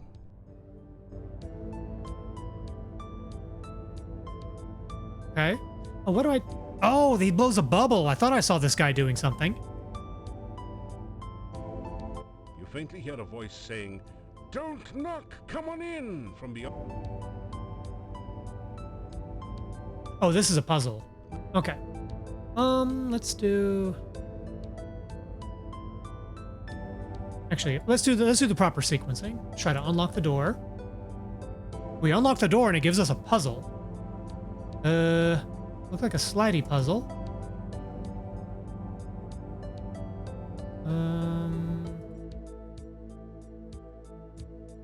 Like that. So we're literally building out a keyhole.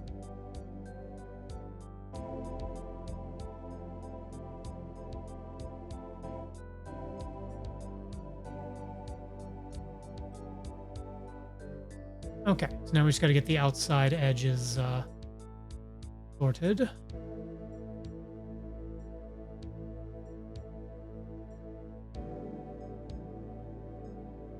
Close, but not quite.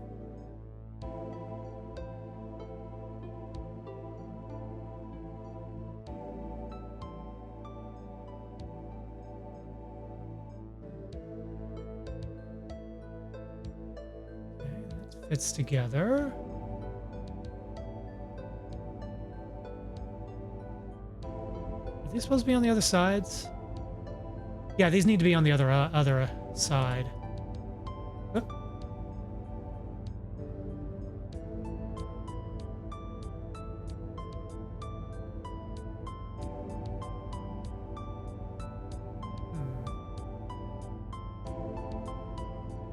There's that one.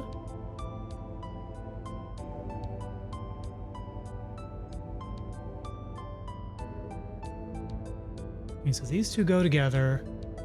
These two go together.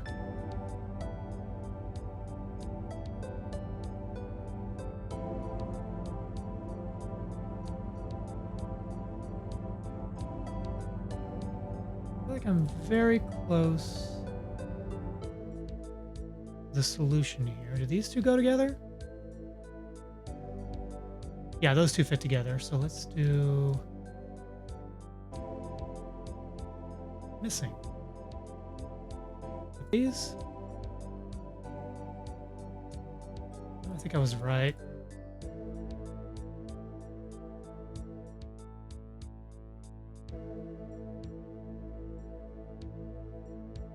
This little nubbin right here that doesn't seem quite right.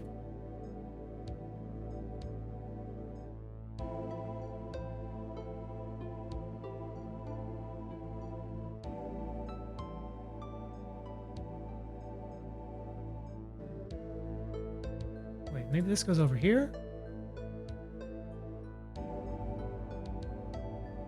That's not right. Yeah, it's figuring out these outer edges that's tricky. This part is pretty straightforward.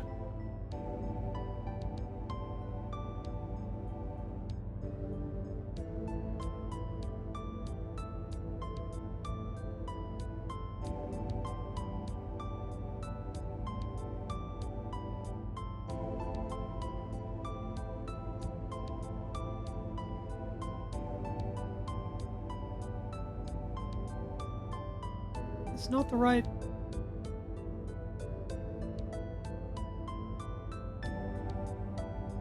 Slide that around. Nope.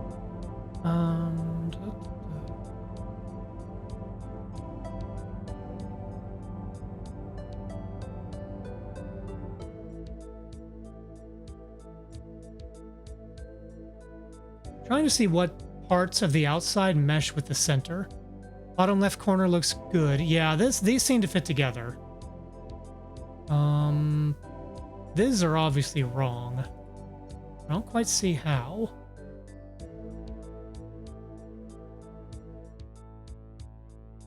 Bottom right might need to go up a level.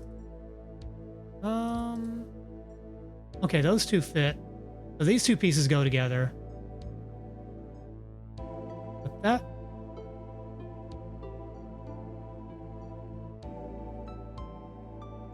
You can't seem to find it. Oh, I broke it. Yeah, this little corner right here. What if I swap these two?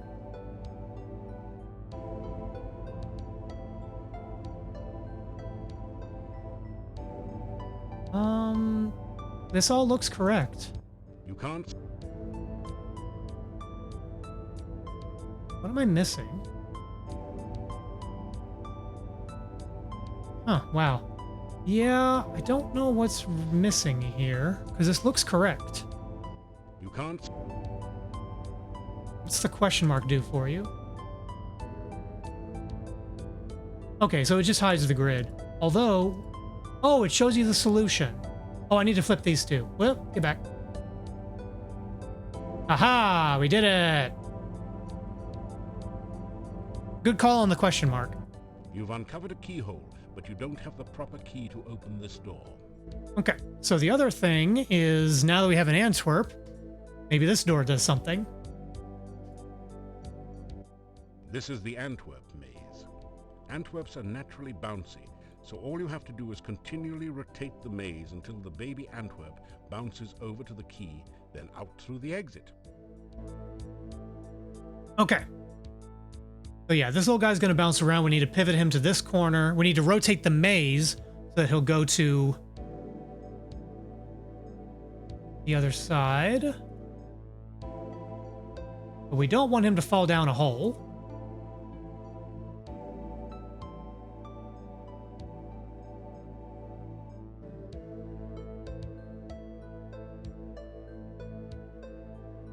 Oh.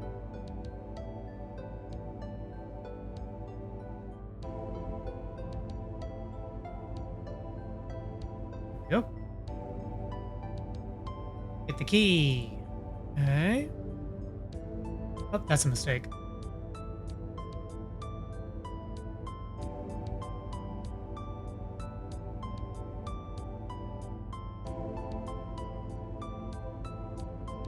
Aha! Congratulations. You've used the baby Antwerp to get That the puzzle was much free easier. laboratory key from the maze. You add the key to your keyring. All right. Now that we have a key and a keyhole, let's unlock the door. Great! You've managed to find Dr. Cranium's keyhole and open the door. This next part is good. Pass through into Dr. Cranium's private laboratory. Quickly, Igor, the fluid. I must have the fluid. I like this guy's voice performance. Excuse me. I thought it was Igor coming in to assist me. He helps out in the lab sometimes. Now then, what can I do for you? Okay, so this town has a mad scientist. That's cool. Greet Dr. Cranium.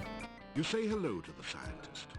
We could have been greeting people all Welcome to along. my laboratory. You must have more than the usual intelligence and perseverance to have made it in here. Thanks, I have 350 points of intelligence. You introduce yourself to Dr. Cranium and tell him a little about your adventures. I should be most interested to hear about your travels and your scientific discoveries along the way. Unfortunately, I have very little time for that right now. Perhaps we can discuss your adventures when you next return. Talking about magic.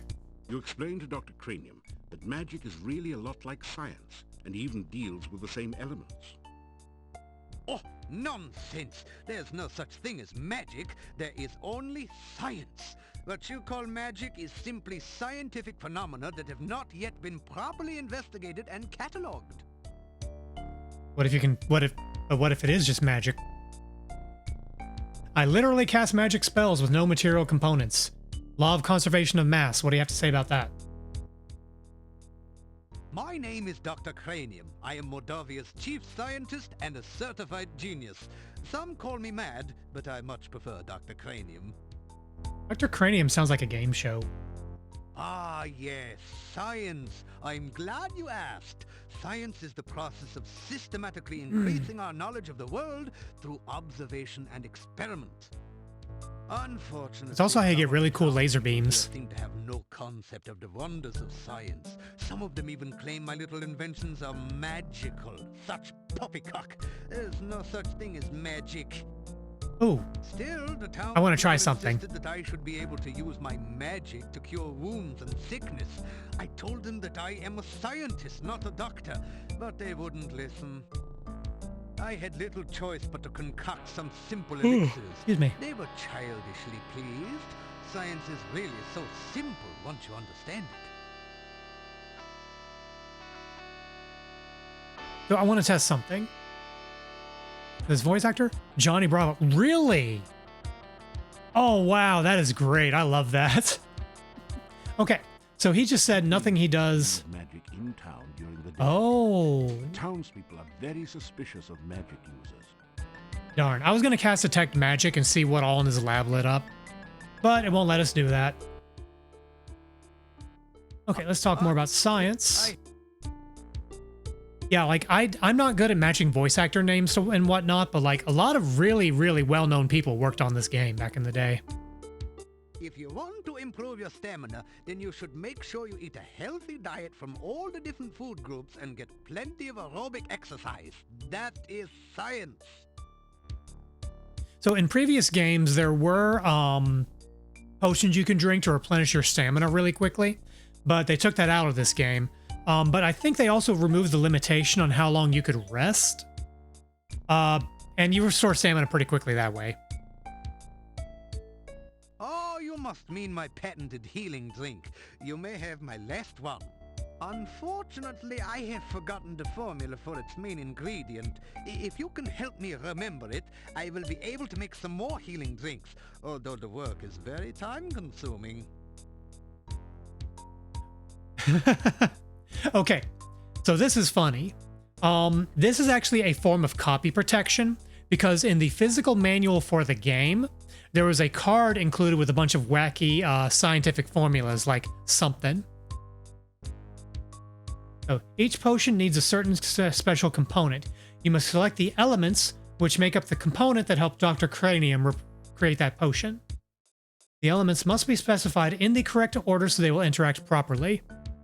There wasn't room to list all the formulae here, but you can find full details about the elements for each ingredient in your game manual. So if you pirated the game and you didn't have the manual, you could basically soft lock yourself because you can't get healing potions. It's possible to complete the game without them, but ugh.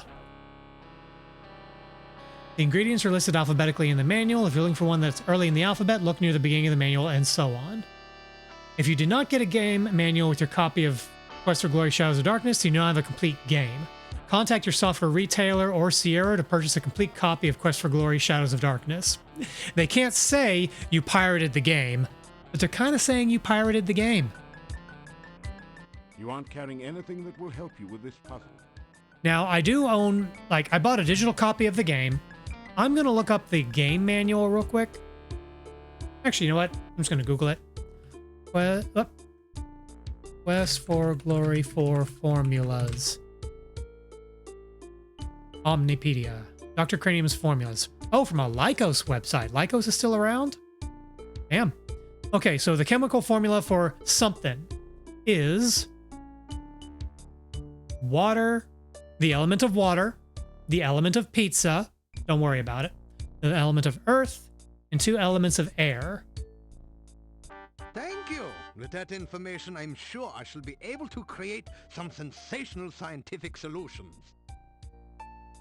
Hooray! Oh, poison cure, that could be useful. Oh, you must mean my new universal poison antidote.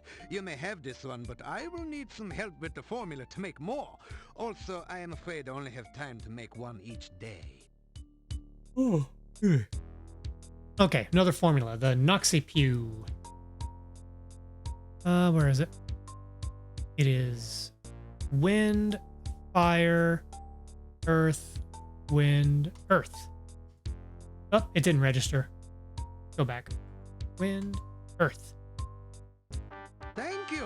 With that information, I'm sure I shall be able to create some sensational scientific solutions. Yeah, some creatures you encounter are poisonous, and if you get poison and you don't have a way to cure it, you die. I don't know if poison will automatically time out after a while, but I remember it being pretty brutal. You ask Dr. Cranium if he can spare an empty flask for specimen collection. Of course.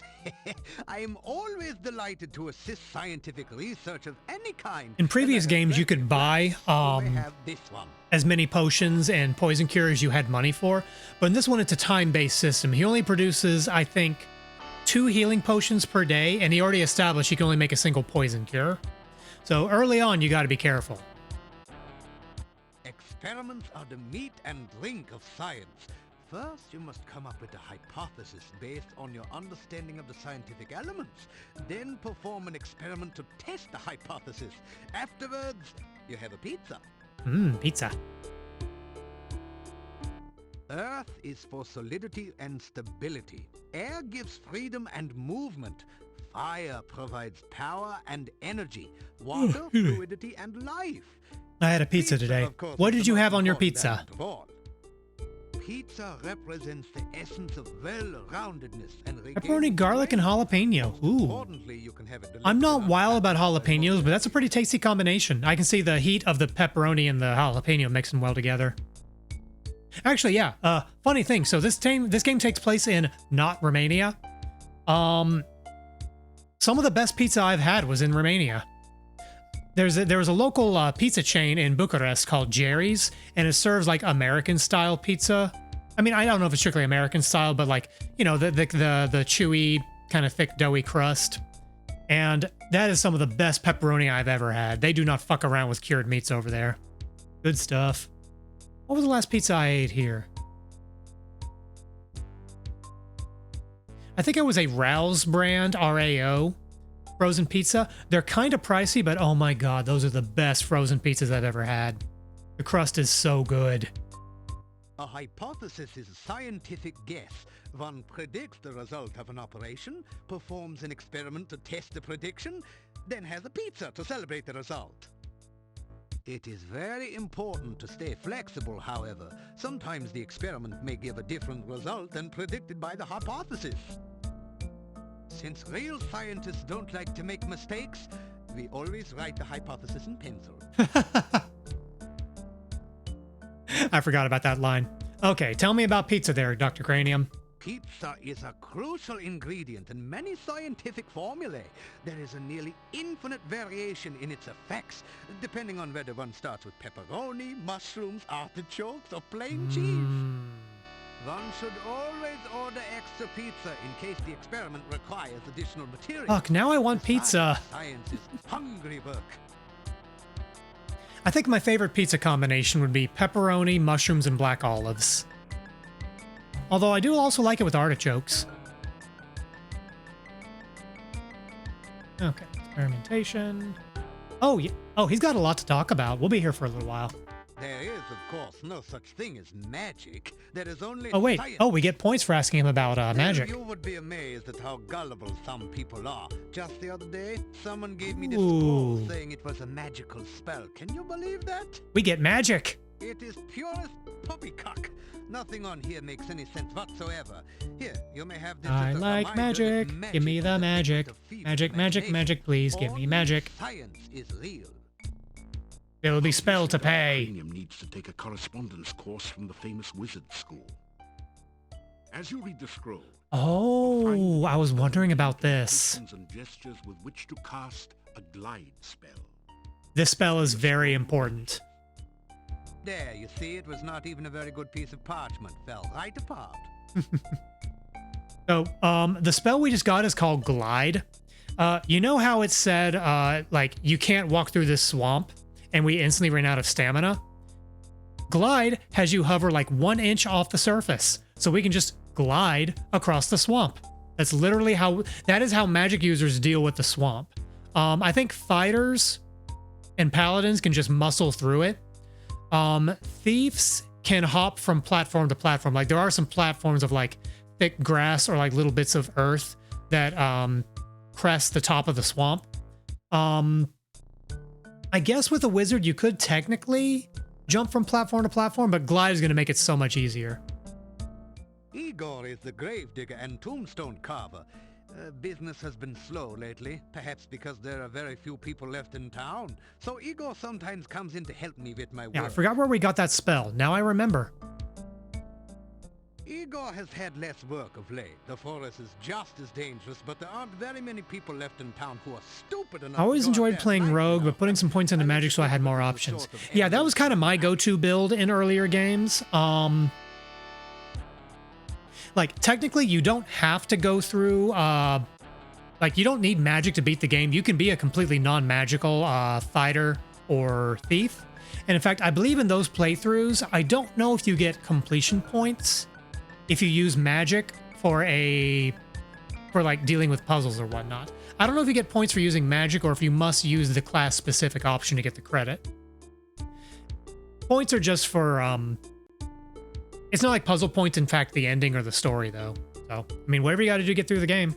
Some of these puzzles and Leaps of Logic are brutal. For himself in the gravestone business, you might say he is well on his way to becoming a rock star. Then again, you might not. I would not. The cemetery is outside of town to the east. It has proven a fruitful source of materials for my experiments. There are also some interesting and cryptic puzzles to be solved there. That one was weak, dude.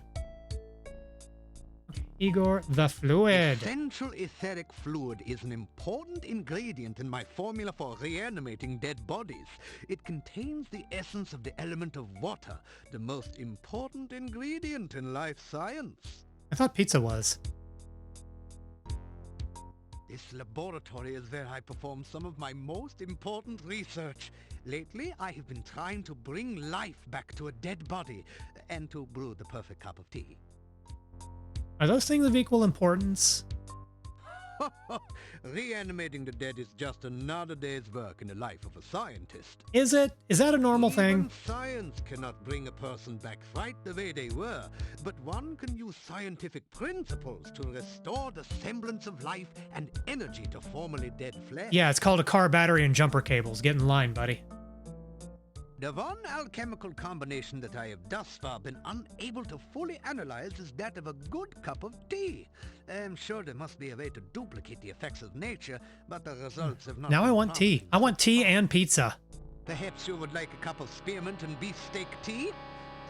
I thought not. This is even harder. Spearmint, sure. I don't know about beefsteak. Surviving dead tissue. Research is the heart and soul of science. Without constant experimentation to prove or disprove one's hypotheses, the scientist is left trying to solve the world's problems by guesswork. Oh, like clicking on things at random until something works? Results. I try to maintain a modest selection of useful experimental equipment in my... I forgot how much this guy has to say.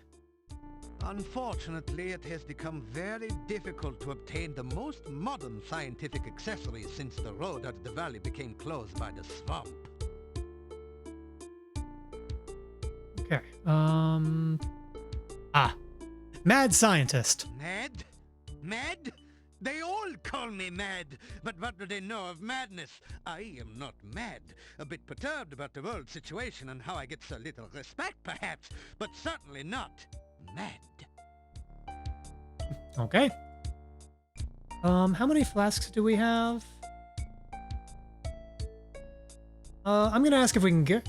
It's always worth holding on to a few extra flasks. There's usually like 2 or 3 uses for them in each game. You asked? Of course! Yeah, 4 is probably enough. I happen to know of at least 2 uses for a flask. Okay. Oh, actually, let's say goodbye. You say goodbye to Dr. Cranium. Oh, sorry, what did he say? You say good... Please be careful not to break the beakers or crack the flasks on your way out. I will neither beak nor crack the blah, blah, blah, blah, blah, blah. I fumbled that. Wait a second. Is that a brain in a jar? It's a beaker full of eyes, and they all seem to be looking... Oh, that's much better. I thought it was a brain and an eye. Just turns out it's just, oops, all eyes. Unknown intent, hanging nets from the ceiling. The contraption, looking nothing quite so much as a giant ray gun, points towards the operating table. Now wait just a second. There's no such thing as a ray gun in Mordavia, is there? I think we're looking at one, buddy. Okay, well, I'm gonna leave. Okay, so if we ever need to go to the swamp, we do have a way to get there. Igor, please tell him I still need the fluid. Oh, well, we know where Igor is. Why don't we go ahead and do that now?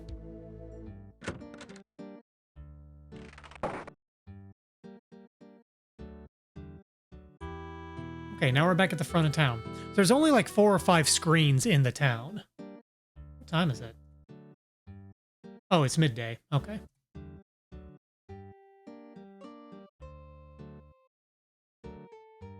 Oh, why don't I save my game? Because we've actually made a good bit of progress. It does. He looks at you. Oh. Let's greet him. The headstone carver stares.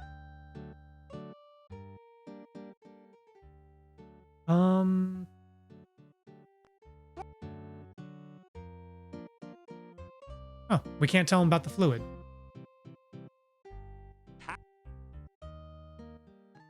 Oh, Igor.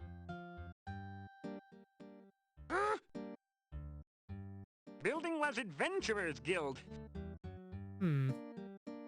Okay, I guess that's just flavor text.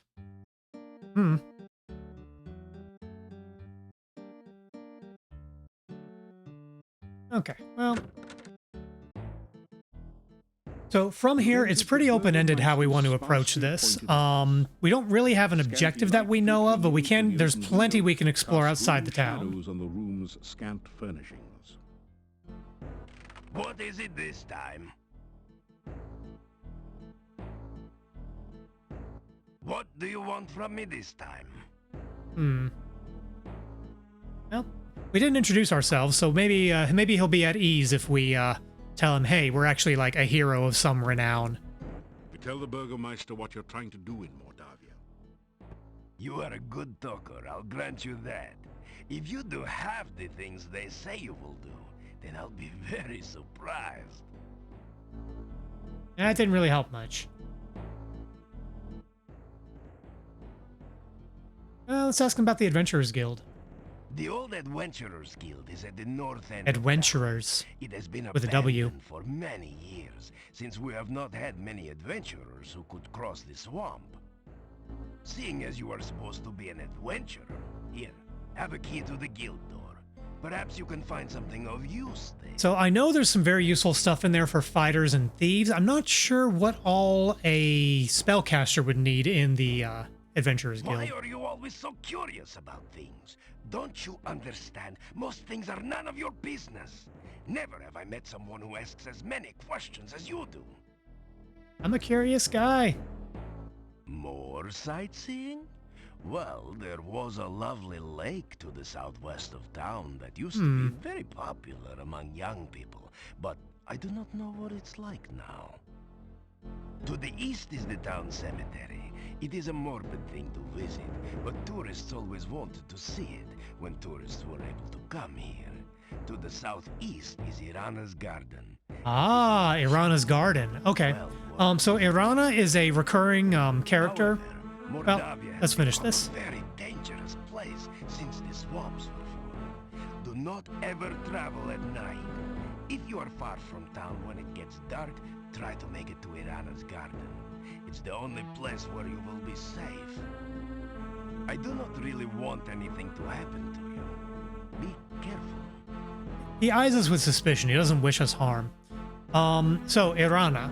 Irana is a character who keeps getting mentioned. We've never met her, but she was a sort of a traveling wizard of some renown, quite a lot of renown, who went around, you know, doing heroic stuff.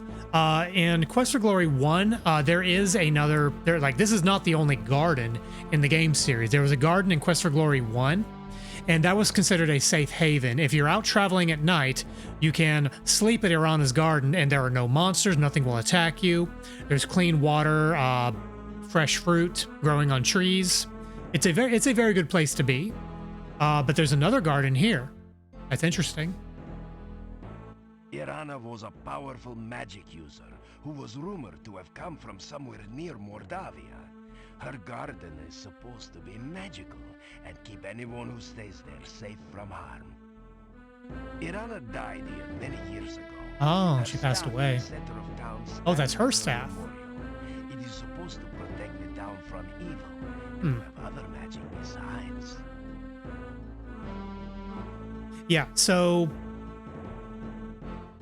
Okay, so apparently Irana died, and this is the... I feel like this is the first time we've ever really been able to ask about that. It is bad luck to speak of her death. If you must know, she died in that cave you say you came from. Oh. I'm not a superstitious man, but I will not talk more about the subject. Well, that's interesting. So somehow we were able to escape from the cave where she died. I have been hearing all sorts of stories about you lately. No one is certain what to make of you. Yet. Yeah. Just make me a sandwich. Okay. I'm gonna go to the Adventurers Guild. Avoid getting into trouble. I would not like to have you in my jail after all. Thanks, buddy. I don't want to be in your jail. Then I believe the Adventurers Guild is about the last thing we can really do anything with in town right now. You unlock the door using the key the Burgomeister gave you.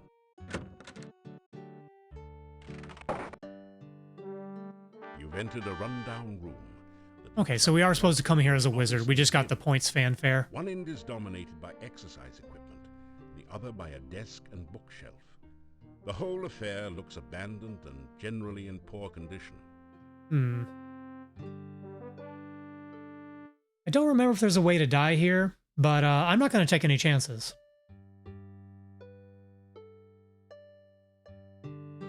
It does.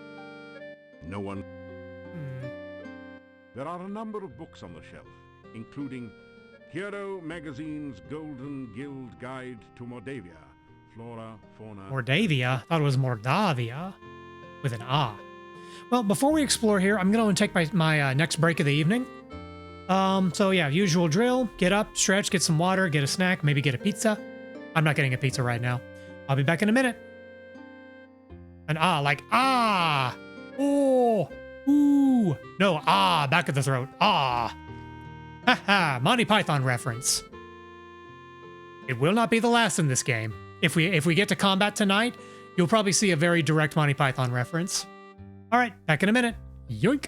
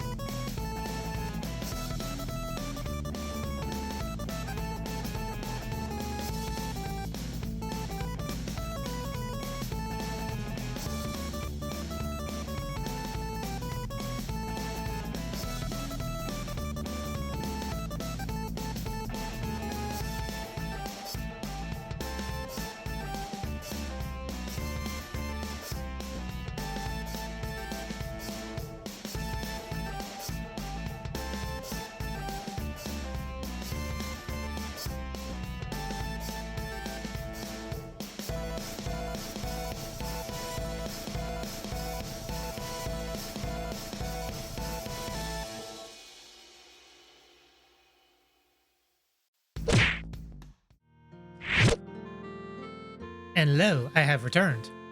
Took another couple of minutes on that one because all this talk about pizza and tea, it's like, well, I'm not making pizza right now. It's way too late in the evening for that. And I'm not that hungry. But I could brew a cup of tea. So I got the kettle going for that.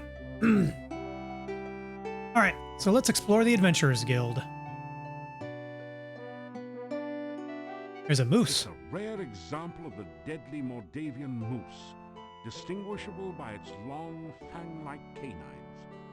Someone has strung garlic around That's a weird moose. probably in hopes that it will stay on the wall. It looks like someone's been making some cracks about the guild hall in here. Maybe guild membership isn't all that it's cracked up to be. Haha.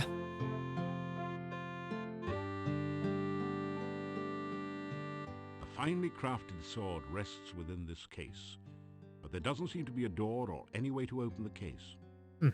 A plaque reads, "Break glass in emergency." A portrait of an adventurer long gone hangs on the wall here. A small plaque at the base reads, "Piotr, Paladin." So there was a paladin here. The painting shows a proud-looking adventurer standing on an obviously defeated dragon. It might have had more impact if the dragon wasn't just as obviously winking. The plaque says, "Wish you were here in Silmeria, Dunstan." Silmaria is the setting of Quest for Glory 5, the one I was mentioning that is not Greece.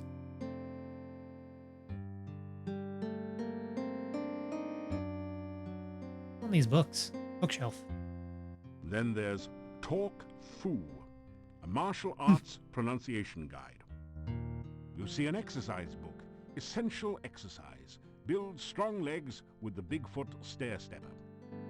One of the books is a thin pamphlet entitled Famous Castles of Old Ages. Oh, so we click on the same spot and it just cycles through the books. This one talks about climbing skills for upwardly mobile adventurers. It seems to be targeted at fighters and paladins. Right, because we're a wizard, we don't have a climbing skill. At least not natively. Let's see. Oh, we've been waiting around for a while that our mana recharged. Oh, there's one for mages. Creative casting concepts. Let's read a book. Which book? Creative casting. The book is all about using spells in unusual and creative ways, such as calming a fire, using alternate flame and frost spells to make something brittle and break, and so on. You pick up a number of useful tips. I wonder if these are actual spell combos that work.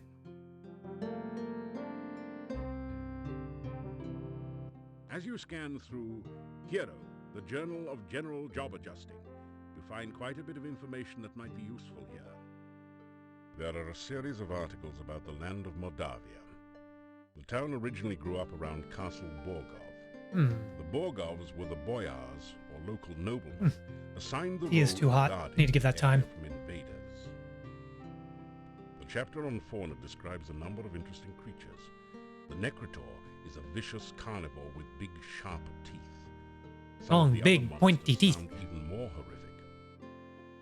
In the forest lives the Lishi, a creature known for playing practical jokes on travelers and playing riddle games, but which can also be helpful to those it likes. You learn about the Rosalka, the spirit of a murdered, unmarried woman. Such spirits are said to inhabit lakes and rivers. They try to avenge themselves by drowning any man foolish enough to approach them. Lovely. You could really learn a lot by reading this magazine thoroughly instead of just browsing through it. Isn't it nice that we included a complete copy in your game? It is actually part of the game manual. The book turns out to be an advertising brochure. It says, "I, Dr. Cranium, predict that someday one of my descendants will become the subject of a major computer game. The Castle of Dr. Brain from Sierra on..." Wait, is that a real game? Jeez, how cheesy can you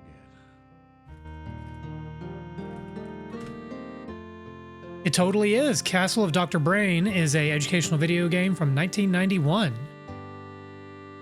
Oh, neato. Imagine that. This book teaches the ancient Oriental art of talk fool. How to overcome opponents by attacking them with the unpronounceable names of martial arts forms and confusing them with fortune cookie wisdom. You get lost somewhere between karate and kokusur. The what?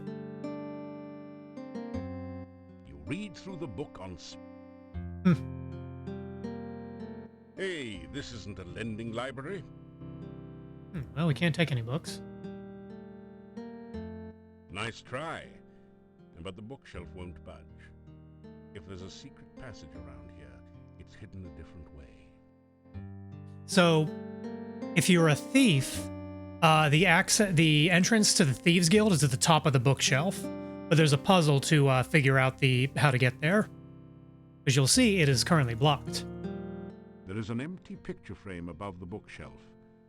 Either somebody thought the wall itself was a piece of art, or a thief. I don't remember they flat out tell you. It's probably a thief thing. That would be a lot easier if the desk had a drawer. Then why give us an option? You sign your name into the adventurer's logbook with a flourish. It's almost become a habit by now. Completion points. You read in the adventurer's log about some of the exploits of past adventurers in Mordavia. Prominent among them is the story of Piotr and the Dark One's cult. This is the second or third time we've heard about the Dark Ones. Piotr tells how he led the armies against the Chernovi cult outside the Dark One's cave. The fighters were trained soldiers. The cult members fought like madmen. Suddenly, the cult members changed their forms and became grotesque monsters. Many of the soldiers panicked and ran. The battle was nearly lost. Then Piotr heard the voice of Irana. By all my will, I banish you to... The voice was cut off. The cult members screamed and ran. Piotr entered the cave and searched for some sign of life. All he could find were the grotesque remains of cult members. The only sign of Irana was her magical staff lying on the ground. Piotr picked it up and left the cave, knowing that Irana was beyond his help. Piotr then tells how he brought the staff back to town and placed it in the town square. A garden of flowers instantly... Oh yeah, if that is Irana's staff, that explains why there's a Near the end of the book, bunch of flowers that Piotr sprung up. tells that he was going to seek out the rituals of the Dark One and destroy them. There are no later entries. How are we on completion points? Oh, 80. We've done a bit. Okay. Let's see. Are these... Large ring. Oh, and I am getting raided. Who do we got? Karn, good to see you. Thanks for sending your folks my way. Let's see. Those of you raiding in with Karn, I am Rekojira, Lawful and Papoto. Let me try that again. I am Rekojira, Papoto and Punmeister extraordinaire. I do variety gaming, I do gunpla building, and tonight I am starting off DOScember, which is sort of a community of folks who are playing DOS-based games for the month of December. DOScember, it's an alliteration thing. And I am starting off by playing Quest for Glory 4, Shadows of Darkness. I've been looking forward to playing this for a year, because I found out what DOScember was about halfway through it last year, and I just immediately knew, gotta do Quest for Glory. I loved these games when I was a kid. We're currently doing a wizard playthrough. I've never actually done a wizard playthrough of this game. I remember most of the puzzle solutions, but I do know there's going to be at least 1 or 2 sequences as a wizard that I won't know how to do. We'll deal with that when we get there. It'll probably be embarrassing watching me die a bunch. You were playing... Oh, Vermintide. Wait. Vermintide 2. Is that the new one or is that the old one? There was one that was on sale recently. Or like... Actually, no, it wasn't sale. It was a free giveaway. Is that the one you were playing or is there another entry for Vermintide?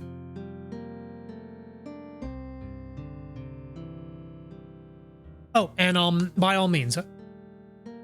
It was 2. So is 2 the old one or the one that or a new one that came? Oh, the new one. Okay, thank you. Cool. Well, hope you had fun with that. By all means, if you need to raid and run, there's also Dark Tide, which is the 40k game. Oh, yeah.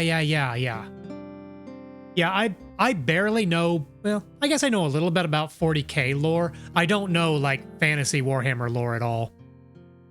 But no, Karn, thank you so much for raiding, sending your folks my way. If you need to raid and run, I totally get it. Otherwise, let's see. So we got teleported to Fantasy Transylvania. Everything here kind of sucks. We're reading about this weird death cult that may or may not still be around. The townspeople hate us just for existing. We haven't done anything yet. So far, the nicest people we've found are Igor, the gravedigger, and Dr. Cranium, who is a mad scientist. Everybody else hates us. So we're off to a really good start here. I'm not sure what else there is to do in the Adventurers Guild right now. If you are playing a fighter or a paladin, you can train up your climbing skills. Like there's a little hook up here. You can use like a little loop. You can use like a rope and grapnel to practice climbing. But we're a wizard, so we can't do that. This is an exercise machine over here, which I guess we could just do that. Aha! We worked out and burned half our stamina. And we got 4 points of strength. I don't know why we bother with that, because we're a frickin' wizard. Is there anything magical here? They only allow spell casting in the guild hall during spelling bees. Okay, that was a good one.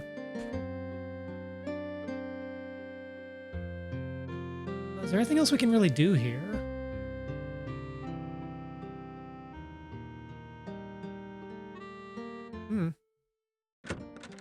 I can't think of anything.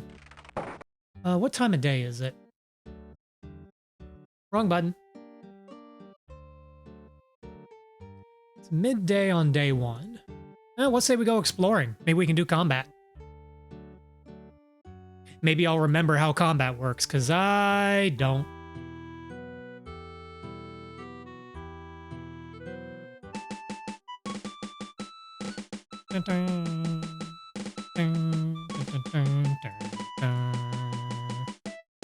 The first time you leave a town, it'll play this little fanfare.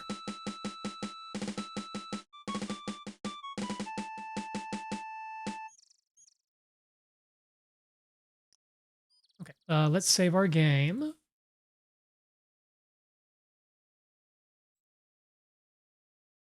Oh, a Boyd. Hello, Boyd. Grey rocks litter the hungry hunting hawk alertly searches for signs of game not already claimed by the forest monsters. Well, okay, so... You are on an old... Actually, wait, let me think for a moment. So, landmarks we can check out. There's the cemetery to the east. Irana's garden is to the southwest. And I forget if there's something to the west or the southeast. Let's go west.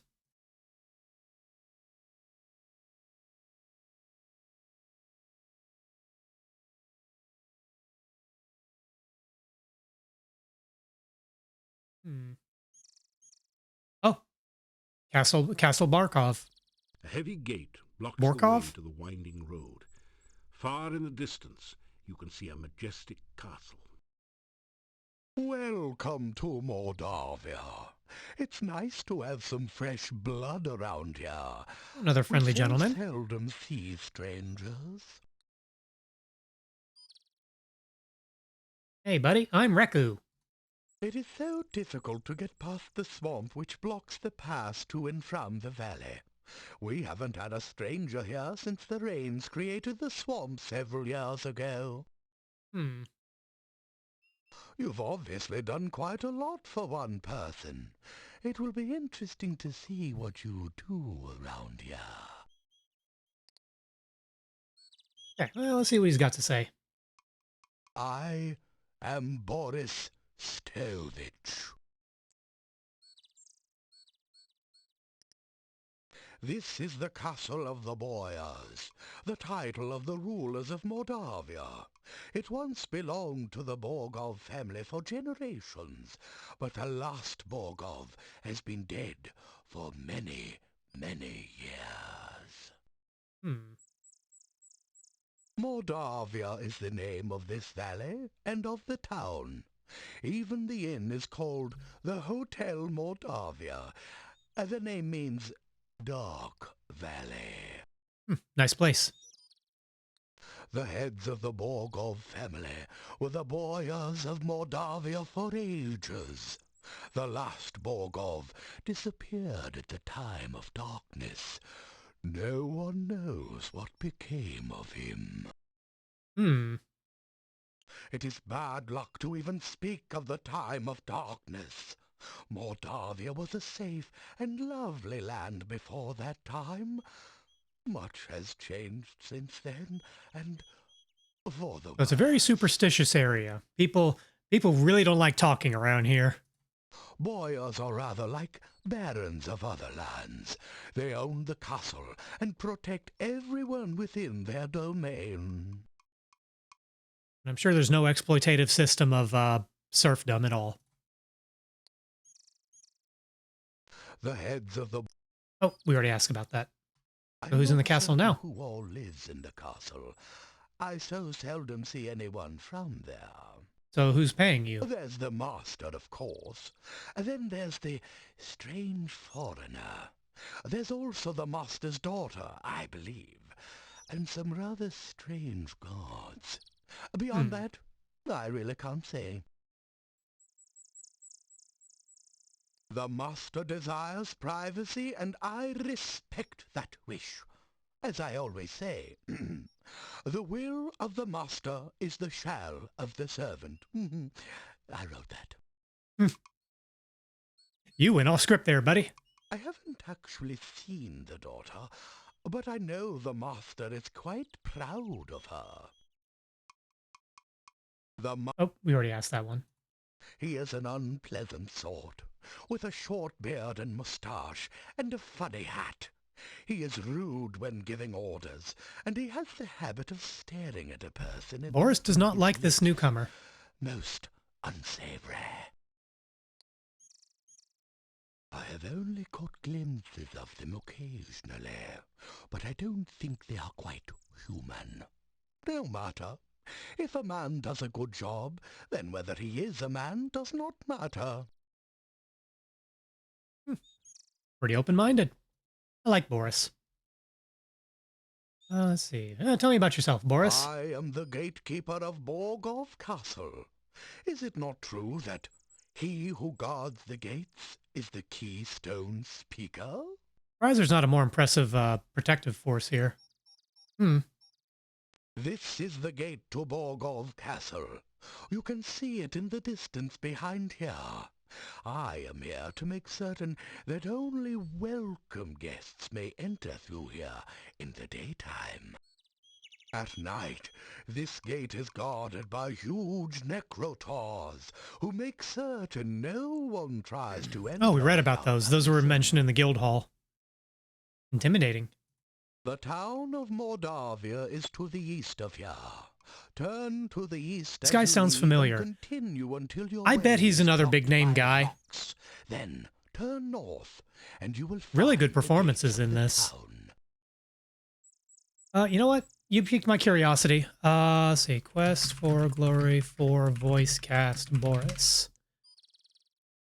Boris Stovich. Nope, that's not it. Jim Cummings. Princess of the Frog. Oh, Winnie the Pooh. Winnie the Pooh is the voice of Boris the Gatekeeper. Damn. Farewell, and may you find whatever you seek. This guy's using a lot of sayings. Who else have we heard about who uses sayings a lot? Oh, bother. Oh my god, I can hear Boris say, oh, bother. Goodbye, young man. May the fireplace be warm and the drink cold at your journey's end. What a pleasant fellow. I'm going to save, because we have talked to him a lot. Okay, what's to the south?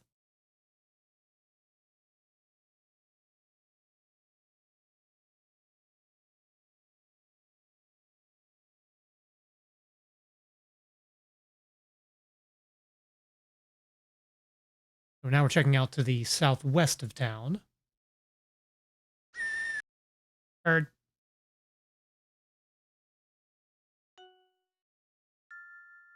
Huh, lovely little lake.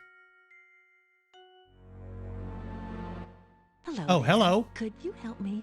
This water is so cold and I need someone to help warm me. This game is rated 18 plus. It doesn't go there, but we may want to talk to this lady, or may not. It is so cold here in the lake. Please come and hold me and help me to be warm again. Crazy lady in a, well, I don't know about crazy. Strange lady in a lake. Keeps beckoning us to join her in the very cold lake. Didn't we read something about like a some sort of monster that pulls people in? I wonder who that warning is for.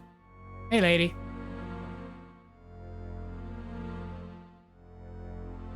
You wade out to the lake woman and take her in your arms. Her skin is soft but very cold. The lake spirit moans softly as she holds you closer and closer and tighter, then pulls you down into the lake. Uh-oh. You quickly discover that you really don't know how to breathe water. Womp womp. Moral of this story, think with your head, not with your head. Maybe she just wants to try out a new system of government she wants to try out. Well, I don't see any swords. It's so cold here in the lake. Please. Let's ask. Maybe she does. Hi, lady. What's your name? I am the Rizalka. Please. She is the Rizalka. We read about this. Also, she murdered us just now, in case there was still any doubt. If you take my hand, I'll be happy to show you what the lake is like. Okay, lady. Wait a minute. I did that already. I'll be happy to talk to you about anything you'd like. You ask what a nice girl like her is doing in a place like this. It's so nice here in the water. Why don't you join me? She's not being very forthcoming with information. Hello, lake woman. Why don't you come to my arms so that I can give you a real greeting? What kind of real greeting? Surely a hero like you will help someone like me. Please, take my hand.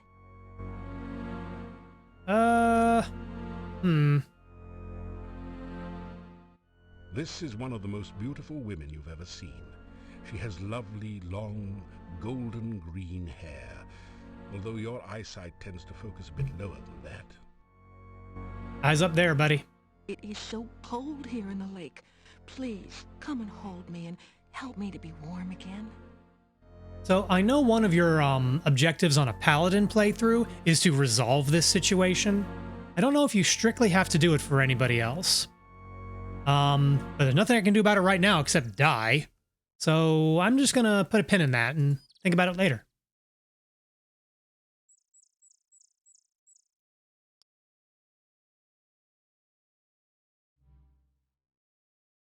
Oh, we're back at the swamp.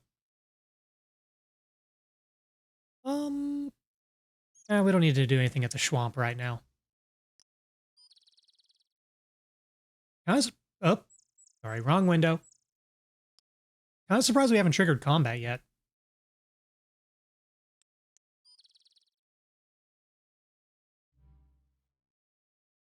Oh, still back at the swamp.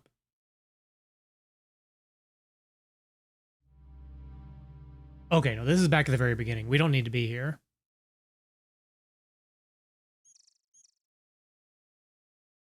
We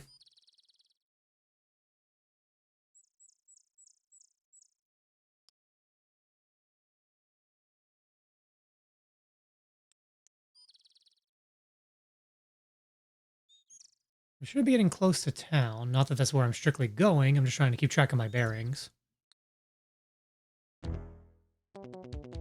Oh, combat. Okay, let's see now.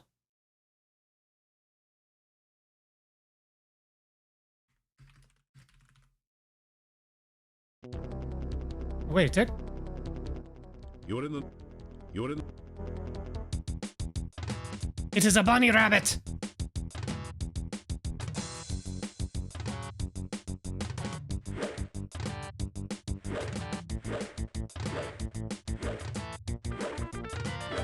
Stop dodging!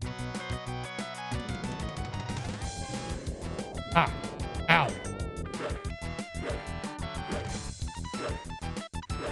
Thing is, there's...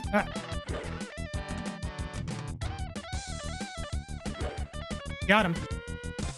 Oh, okay, that's what the zap icon is. It was a killer bunny rabbit. Innocent? Well, maybe not exactly. Little Bunny has been viciously slaughtered and now looks like a roadkill.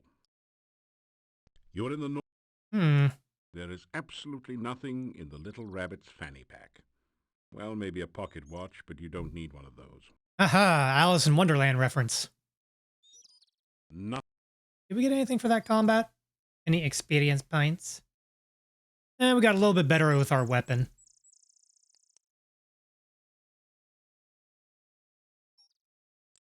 So, the last blow I did, I don't quite remember what the icons are for the different spells when you're in combat, but the last spell we cast must have been Zap because we nearly took out the whole life bar with one hit.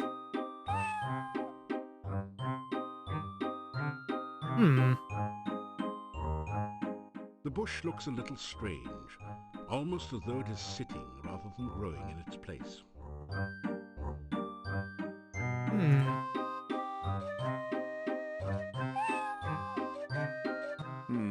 No one seems to be listening. Why is that bush meowing at us? You say hello, but there's only silence in return.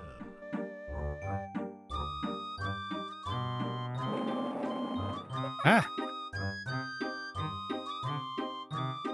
You hear a giggle from behind the bush, and then a squeaky voice asks, 1 and 1 and 1 make 3. Tell me what you make of me. Reading, writing, riddling game. Can you tell me what's my name? Now, we just so happen to know, since we talked in town, that there is a Lishi around here. We know it's not a Rusalka. We could say it's Rumpelstiltskin. We could say it's a Bushman. But we can intuit this is the Lishi we were hearing about earlier. Tell the creature it's called the Lishi. Ah, that's the price of too much fame. Now you've gone and guessed my name. I don't know what the Lishi is in like traditional folklore. I know in The Witcher, like those things are really, really tough and they're really powerful monsters. A bush or up a tree. Lishi, Lishi, riddle rhyme. Can you solve them every time? Is there a bird living in his head? Well, okay then.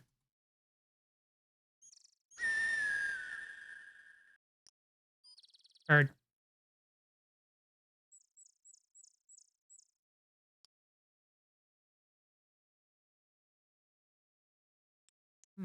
Is this a dead end?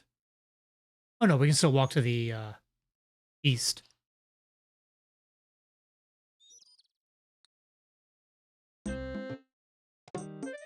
Colorful wagons surround the fire pit in this authentic Moldavian gypsy camp.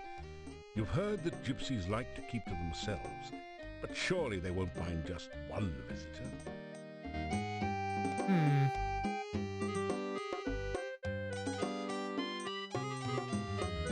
Bunch of wolves showing up. Go away! We allow no strangers in our camp. Leave immediately!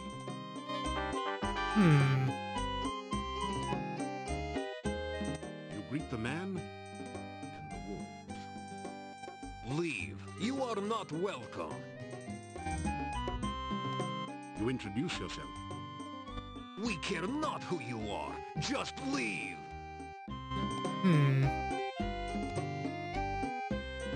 This gypsy is a very handsome young man. He looks altogether too good to be real. You suspect that he spends several hours preening each morning. Is it Gaston? It's not Gaston. My, what sharp teeth it has. These wolves look larger and more ferocious than any you've seen. It's not easy being green, but this wagon does its best. The gaudily painted blue wagon looks as though it belongs to a wise woman or fortune teller. How can you tell? Well, I don't think there's anything we can do here now. You say goodbye. The young man just glares at you. Well, Nothing So naturally, there's going to be some stuff we can do there, but not yet. Was there anything to the southeast, I wonder? Southeast of town, that is.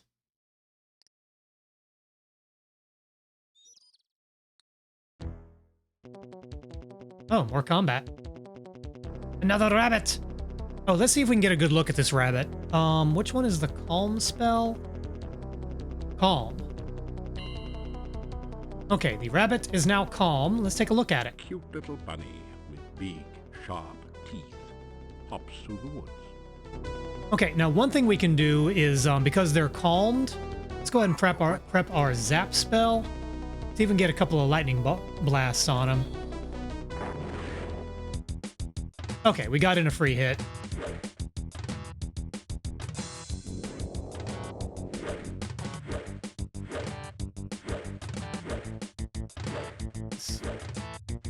Sneaky little guy.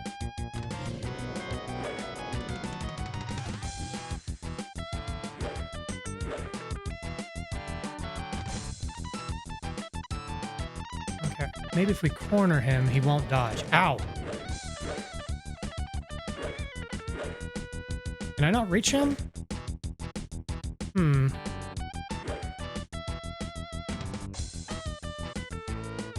Oh, there's this thing.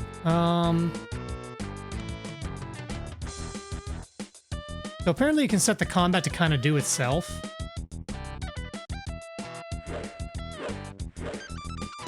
Problem is, he's so low to the ground, I'm not able to attack him. Oh, I didn't mean to do that.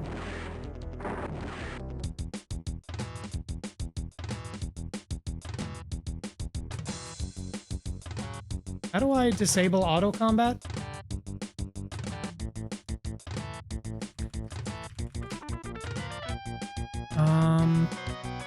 Automatic battle. How do I turn that off? Clicking one of the icons. Ah.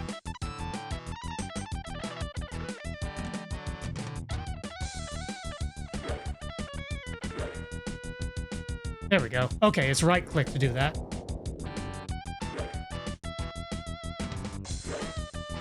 Got him. There we go. We got a bunny rabbit. Man, there's still probably nothing on him. Absolutely.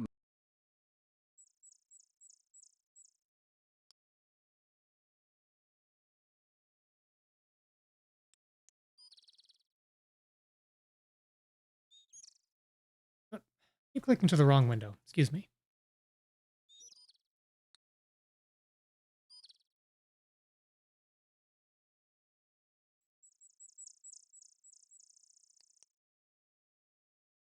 Hmm. These bushes look as though someone planted them here deliberately. The bush won't budge. It's almost as if it were... I happen to remember the solution to this puzzle. I wonder if we can trigger. What's the right spell here? That's trigger. Ha ha ha! Now what is... Actually, wait, what time is it? It's starting to get a little late in the day. I'm going to explore this more later, because I don't want to be stuck out here at night. Wait, didn't they say Arana's garden was to the southwest? Southeast. Wait, southwest was the lake. Another bunny rabbit. Calm yourself, bunny. Let's prep a zap. And let's... Okay, looks like we got one hit on him. Bonk. Got him. Aha! Take that, Wabbit.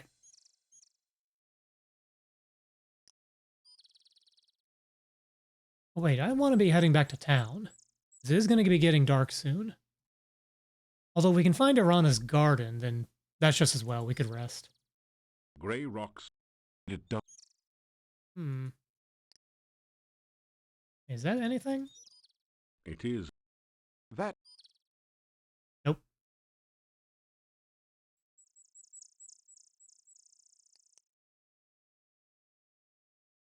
This shrub has eyes. There's something strange about this bush. Maybe it's the eyes. Oh, forget it. It's probably just an ordinary, everyday bush with blood-red berries and tentacle-like branches.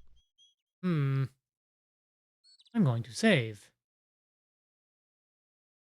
Actually, let's delete the pre-combat save. We don't need that.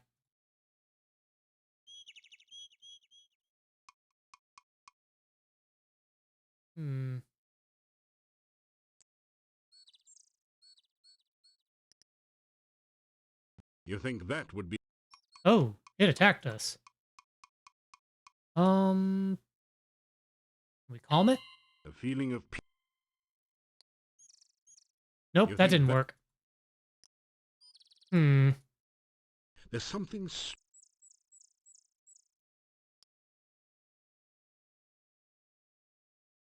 Well, that's weird.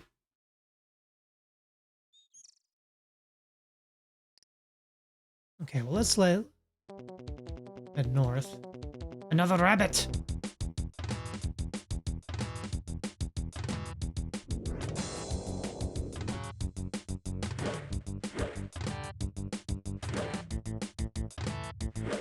Got him. Bonk. Aha! This valley has a problem with killer bunny rabbits. Okay, we're back to town. Now, who did we talk to who knew about Irana? Was that the Burgomeister? What is it this time?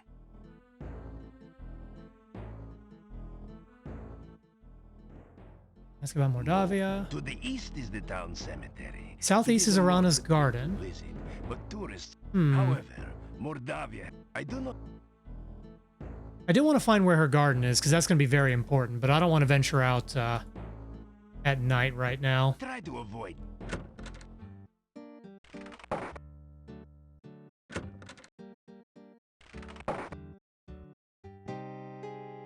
Ah, well now, what news do you have for me? How are we doing on supplies? 2 rations. Avocado and garlic.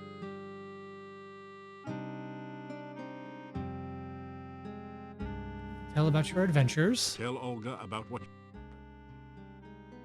And be sure and keep me informed. I need to know everything that goes on around here. Ah, the town gossip monger. Clue after all. Every small town's got one.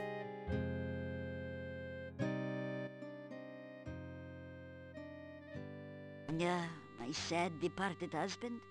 His name was Boris. Gone 3 years now. We've met Boris. Such a good man.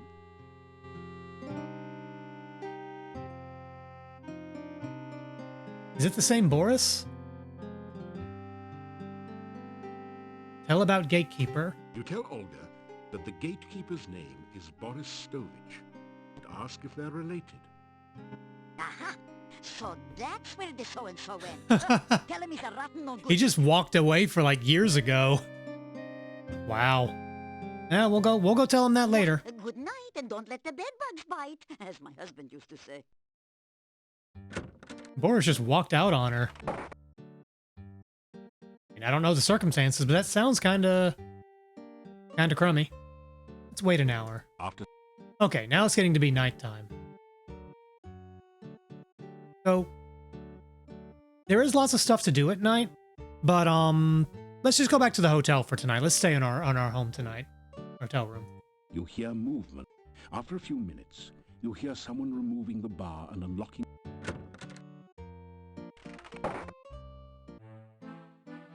The inhabitants of the inn... Garlic is our national vegetable. We all love garlic around here, don't we, my friends? Of course. Hey, everyone loves garlic. Yeah, it's stinky. It's our country's flower. I don't care much for garlic. I don't remember. Wait, isn't he a garlic farmer? Or is that the Rodney Dangerfield guy? My wife prepares and serves 2 hearty meals a day. I am sure you will find them satisfying.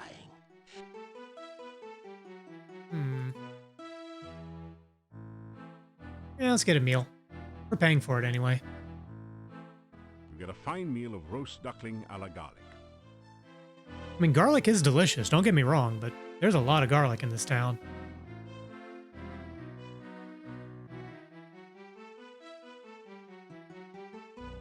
Do these guys have... Oh, I didn't mean to go there. You unlock... So there is a bunch of stuff to do at night around town. What time is it? Okay, it's still... Maybe need to be later in the day. Some things may also not happen on day 1. I'm gonna rest for... After some rest, Yeah, even resting just 1 hour restores most of our stamina. Okay, it is now officially nighttime. Let's see if anything's different out in town.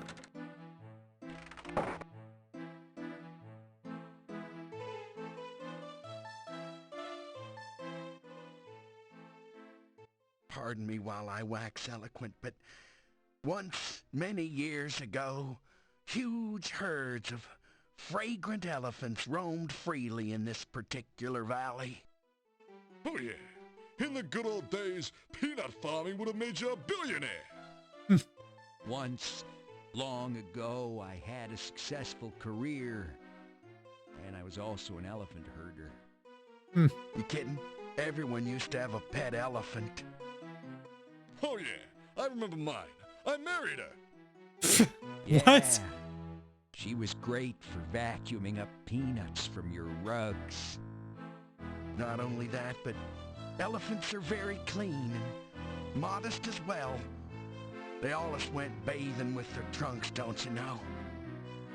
Yeah, nice thing about elephants. Very easy to housebreak, you know? They hardly ever made mistakes. Huh, unless they got excited, okay? Unfortunately, elephants get excited easily. Why elephants? I don't know why this plot thread came up. Whatever. This really brings back sad memories. Please, let's talk about something uplifting like last year's famine. We don't go for that rumor spreading stuff here, do we, Yvonne? No way, Hans. Oh, never. Oh, except for that one little cocktail waitress, you know. But we don't gossip about our neighbors in Moldavia, do we, Yvonne? Well, no. Yvonne, but Ivan. You did used to tell everyone about the time Olga caught Boris drinking with us when he was supposed to be minding the store. Hey. That wasn't gossip, it was just a semi-funny story. At least it was semi-funny. What about the story you tell about the time you saw Yuri and Bella in the garden one night? What was that? Hey, Yuri, you're okay, all right? So you see, we do not spread rumors. I was hoping to get some useful information out of them, but they're just going to be cutting wise. Cracking Look, wise. here we are sitting around here minding our own business, Cochise, and here you waltz up and interrupt us. Yeah, here's $10. Get a real haircut, okay? You don't seem to realize we're very important men around here. Right. $10 in 1993 would have... I guess I would have bought you a decent haircut. The point. You know, our little towns remained unchanged for generations. Oh yeah, our forefathers have always lived here in peace and quiet. Except for the time when the cult came here. Oh, more about the cult. Ooh, the cult. Well, they were all a bunch of strangers anyway. Yeah, very strange. They didn't have much to do with the town, you know? Yeah, hardly anything. Just building that monastery here and all moving inside, that's all. But the cult did keep... The monastery was built by the cult. I mean, that explains the iconography. No one had much to do with them. They were a very peaceful, quiet kind of cult. Yeah, really great people to be around, except for the strange noises and horrible screams that rose from the monastery at night. Huh, nighttime, huh? That all happened many, many years If we got a ago. $30 haircut, we could probably lecture them. The cult broke up. Yeah, but we'd have to find a... It's one thing to have a $30 haircut, or get a $30 haircut. Forest, huh? Wait a second. Come to think of it, no one knows if they're alive or what. I might have to replay that. That might have been pertinent information. They might just be wild storms. But you'd have to find a barber around here who or in this area who charges 30 What bucks. about the dark ones? Put a sock in it, will you? There are some things we must not speak about, Ivan. You know that. Well, excuse me all to pieces. Okay, sorry. I'm just gonna click through this again real quick. See if it gives us a clue on what to go on. That all. Yeah, Cult members, Chernobyl in the forest. Yeah, for all we Wild What stories. Put a well, Okay, there wasn't actually any actionable information there. Okay. Well. So, I happen to remember most of how to progress in this game, but I'm trying to think, if I were playing fresh with the information we have, what all can we do? We went to the gypsy camp, and there really wasn't anything to be done. Oh, that is another raid. Who is it? Liminality, thank you so much for sending your folks my way. Hope, you were streaming the Pokemans, the Z2A Pokemans. I never really got into Pokemon, but I know a bunch of folks have been playing that. They seem to really like it. It sounds like people who've actually played the game and are not predisposed to just hate seem to be. The people who actually play it are enjoying it. You only got distracted for an hour this time? Is that a new record? Nah. Those of you rating with Liminality, I am Rekujira, Lalfa Popoto and Punmeister Extraordinaire. I do variety gaming, I build Gunpla, and tonight I am dusting off a game I played as a kid as part of the Dawsember. I don't know if it's a game series or an event. A bunch of folks online, streamers and VTubers said, hey, Dawsember, that's kind of alliterative there. There's some rhyming there. So why don't we play a bunch of DOS games for the month of December? So I am dusting off Quest for Glory 4, Shadows of Darkness. I played this when I was a kid. It was notoriously buggy. I don't know if I ever actually beat it or if I kept running into like game-breaking bugs that kept you from completing it. But there are some fan patches out there, and we're giving it another try. I have started doing a mage playthrough. So we are made of tinfoil, but we can cast mighty magics. Let's see. The game is fun, it's a nice mix up to the standard formula, and I'm enjoying the story so far. Even if I poke fun at all this makes no sense why. From what I've heard, the people who are critical of the game feel like the environment and open world needs to have more fleshed out. But when I see people playing, it's like, wait a minute, this combat looks ever so slightly kind of like Xenoblade 2 with like timed cooldowns and stuff. It looks fun. I'm glad you're having a good time with it. I mean, yeah, it's a video game. There's going to be stuff that makes no sense. You got to have leaps of logic. Why am I in not Transylvania and a guy's talking about being an elephant farmer? It is very much is Xenoblade 2 combat. So it's not just the presentation. Well, I like Xenoblade 2 combat. So many locks and bars on a door. Because I've got It is brain very worms. dangerous in Mordavia at night. We always keep things locked up when it gets dark.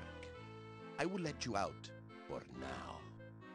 If you wish to return later this evening, just knock on the door. If you do not make it back by the closing of the inn, may you rest in peace. Yeah, they don't really like having folks wander around at night.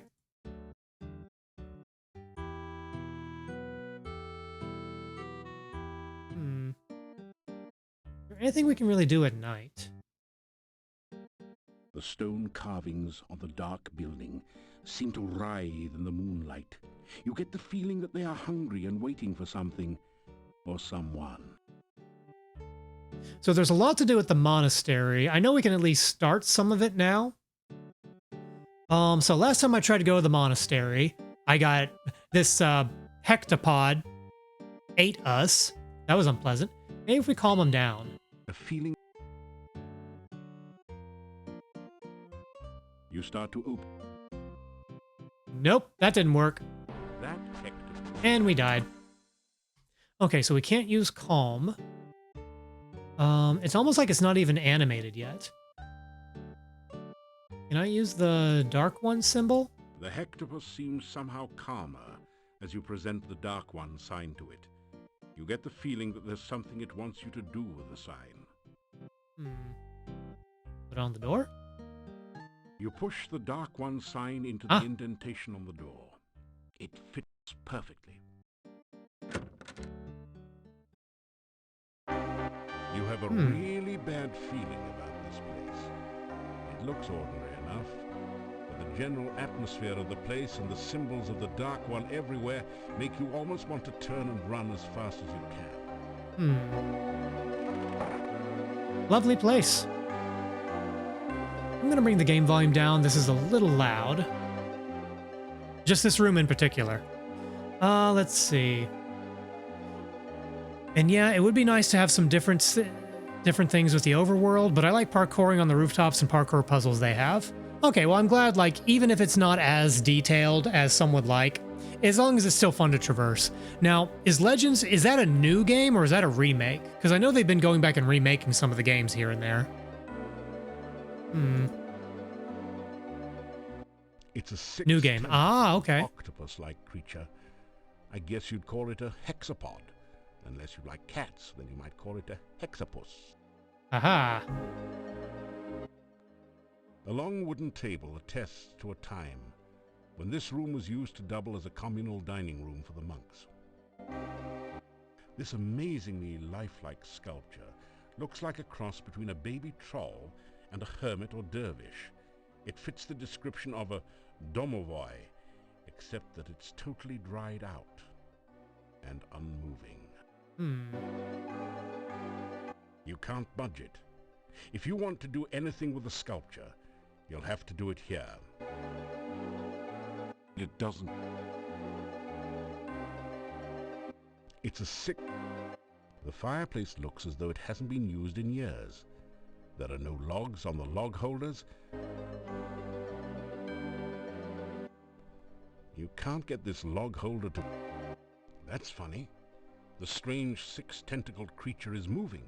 Oh, we need to use the dark signs here. What if we... Oh, it's in the door. We can't use it.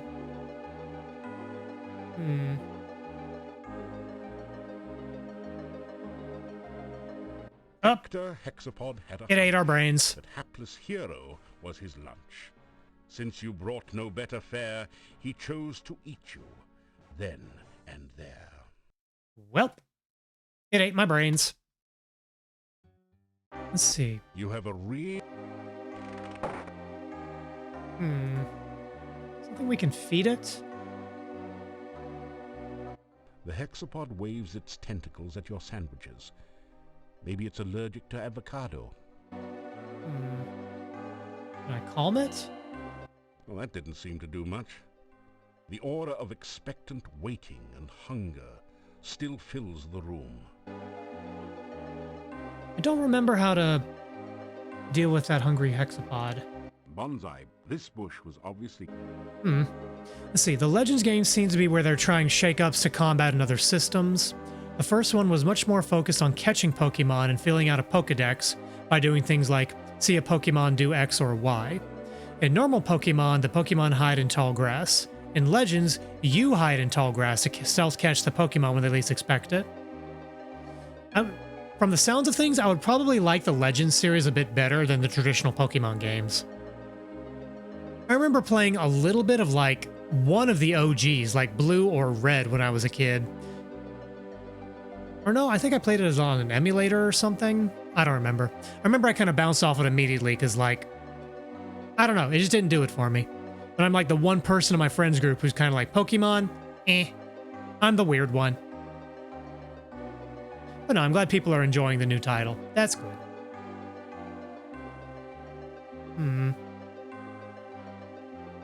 There are some small scratches on the stone underneath this brass log holder. This is... I wonder if this is a switch that opens the fireplace. Watch where you aim. Watch where you... Aha! You've managed to damage the hexapod slightly. I wonder if we can just kill it. You've managed.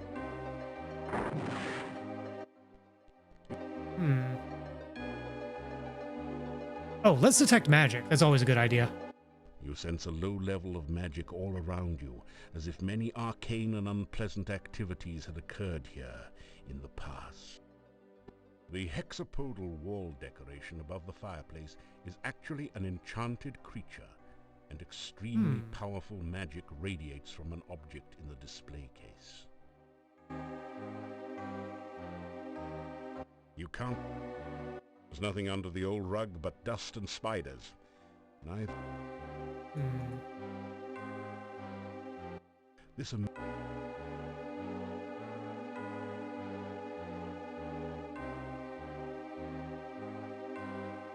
It's a 6... Well, I'm not sure what all we can do in here right now. Let's see. We did get some completion points for that. I know there's something in the fireplace, but I don't remember how to get in there. Well, why don't we just go back to our hotel room for now?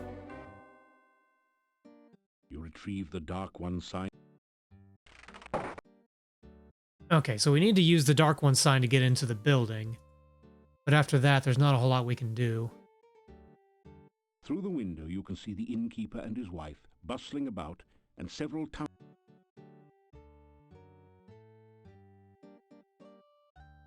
You hear... After... Okay, they're not closed up yet.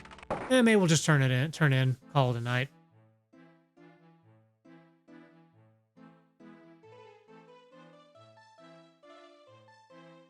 You unlock... Okay, nap time. Sleep until morning. You awaken as the... It is an uninterrupted night of sleep. I would like to have that. But my cat does not want me to have a night of sleep.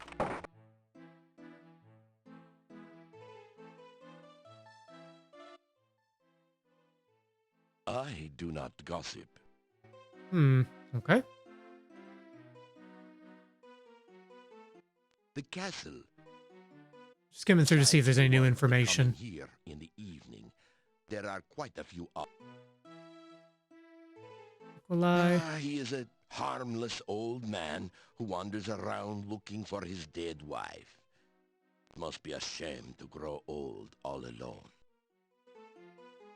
Dr. Cranium came to Mordavia several years before the swamp closed off the pass. No one knows much about him, but no one trusts him. It is rumored that he conducts strange experiments. We know he does strange experiments. The gravedigger is a strange one, though he is a good carver of tombstones and digger of graves. The burgomeister keeps to himself and lives in his office. The shopkeeper knows everything that goes on in town. She also makes a delicious avocado and garlic sandwich, which she sells. Again, I maintain, like, it sounds like her sandwich is almost like a guacamole sandwich. Which, I'd eat one. I know little of the forest, for I... Okay. Alright, so it's day 2. Let's check in with Dr. Cranium. Still you remain. It is a wonder you have managed to live so long. I slew 3 bunny rabbits yesterday. Or was it 4?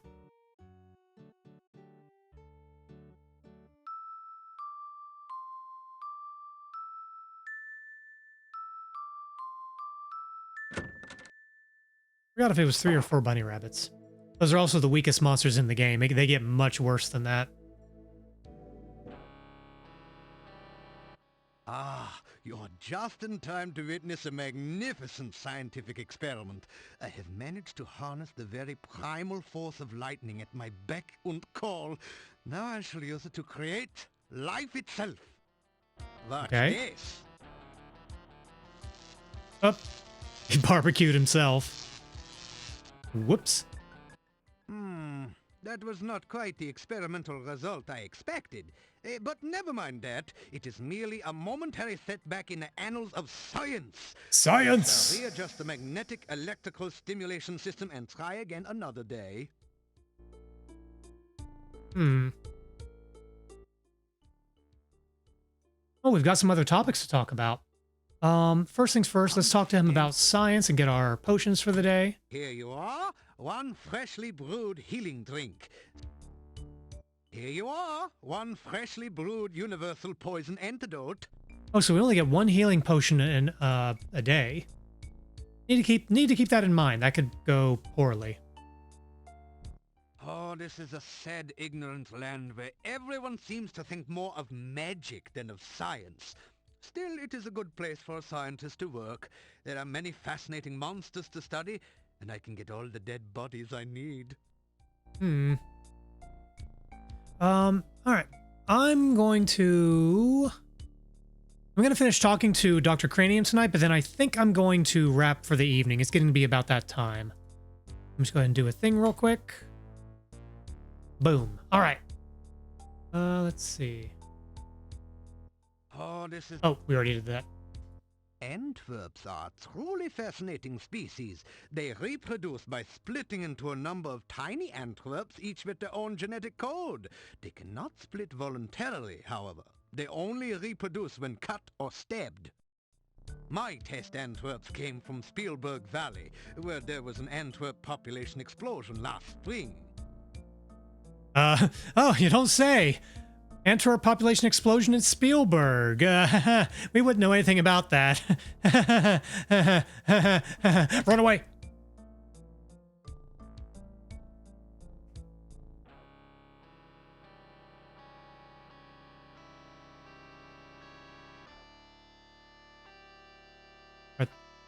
Is he gone? Does he still suspect us?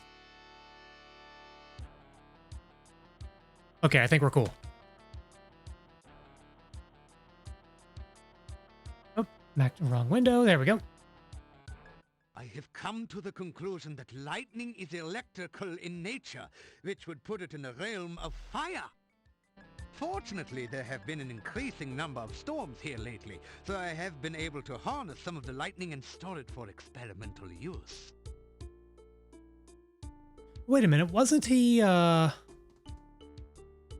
talking about a hydration solution? There was that dried out thing we saw on the monastery. I am convinced that the primal force of life is electrical in nature. Of course, it must also involve water for life, and pizza, without which life would be boring. It's true. My neighbor Nikolai is not actually as old as he now appears. He has been very unhappy since his wife's disappearance some 15 years ago. I can understand his disappointment. She never brought me back the berries I needed for an experiment. Dude, rude. Berries?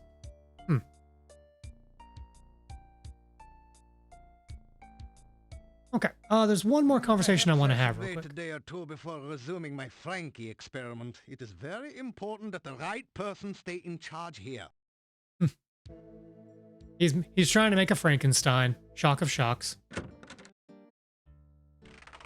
So now that we're in a new day, I'm wondering if the townsfolk will have something different to talk about.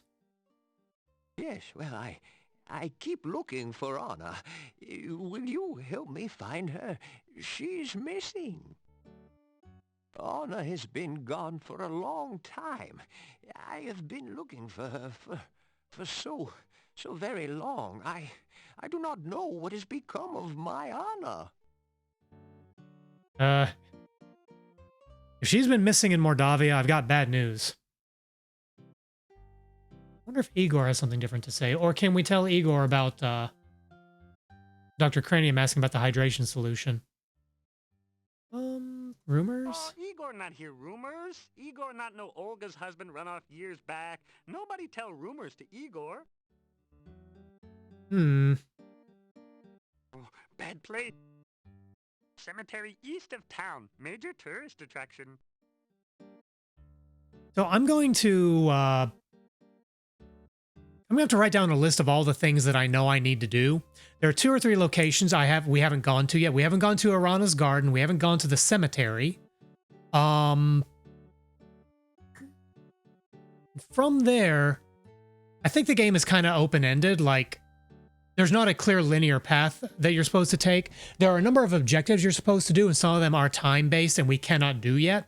But in the meantime, I think it's just go and explore. We have a few different threads we can go on to. But yeah, there's this sea. Oh, and there is that one bush we made vanish before coming back to town the previous night. That opens up a new pathway. So there's still some more we can explore before we start solving people's problems. At least that's the idea. So, that is where I'm going to wrap up stream for the night. Let me go ahead and bring down the game, bring up the music. And yeah, so my next stream will be on Thursday night. That's 2 nights from now. And I originally wrote down that I would be playing Shadows of Doubt, which is a the immersive sim detective procedurally generated thing that I really like. I may still do that, but I don't know. I may mix it up with another game demo.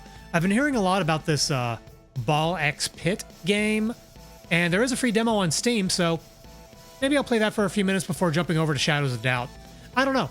But in any case, that'll be 2 nights from tonight at 8 p.m. U.S. Eastern Time. Just as a reminder, my charity donathon benefiting Lost and Found Youth is continuing. Let's see, when was the last time? Okay, cool. That thing is still working. Yeah, I will be collecting donations on Thursday night, and then Saturday will be the final day I'm collecting, at which point I will, let's see, make my own matching contribution. I will pay out the bonk jar, and be closing that out. We're on track to make a pretty big dent in this. So between the $250 my community you guys have generously donated, my own matching, which will currently be $750, as well as emptying out the bonk jar, which is like going to be another 60, 70 bucks. I'm spending a lot of money, but it's all for a good cause. Okay, let me see who else is on right now. Let's see. Why don't I do a search for someone else who's doing Dawsember? Oh, perfect. Okay. Let's see. Well, I already said perfect. All right, we've got a couple of options. A buddy of mine.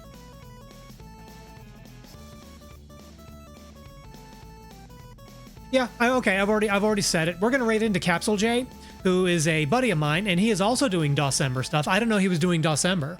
So let me get that set up.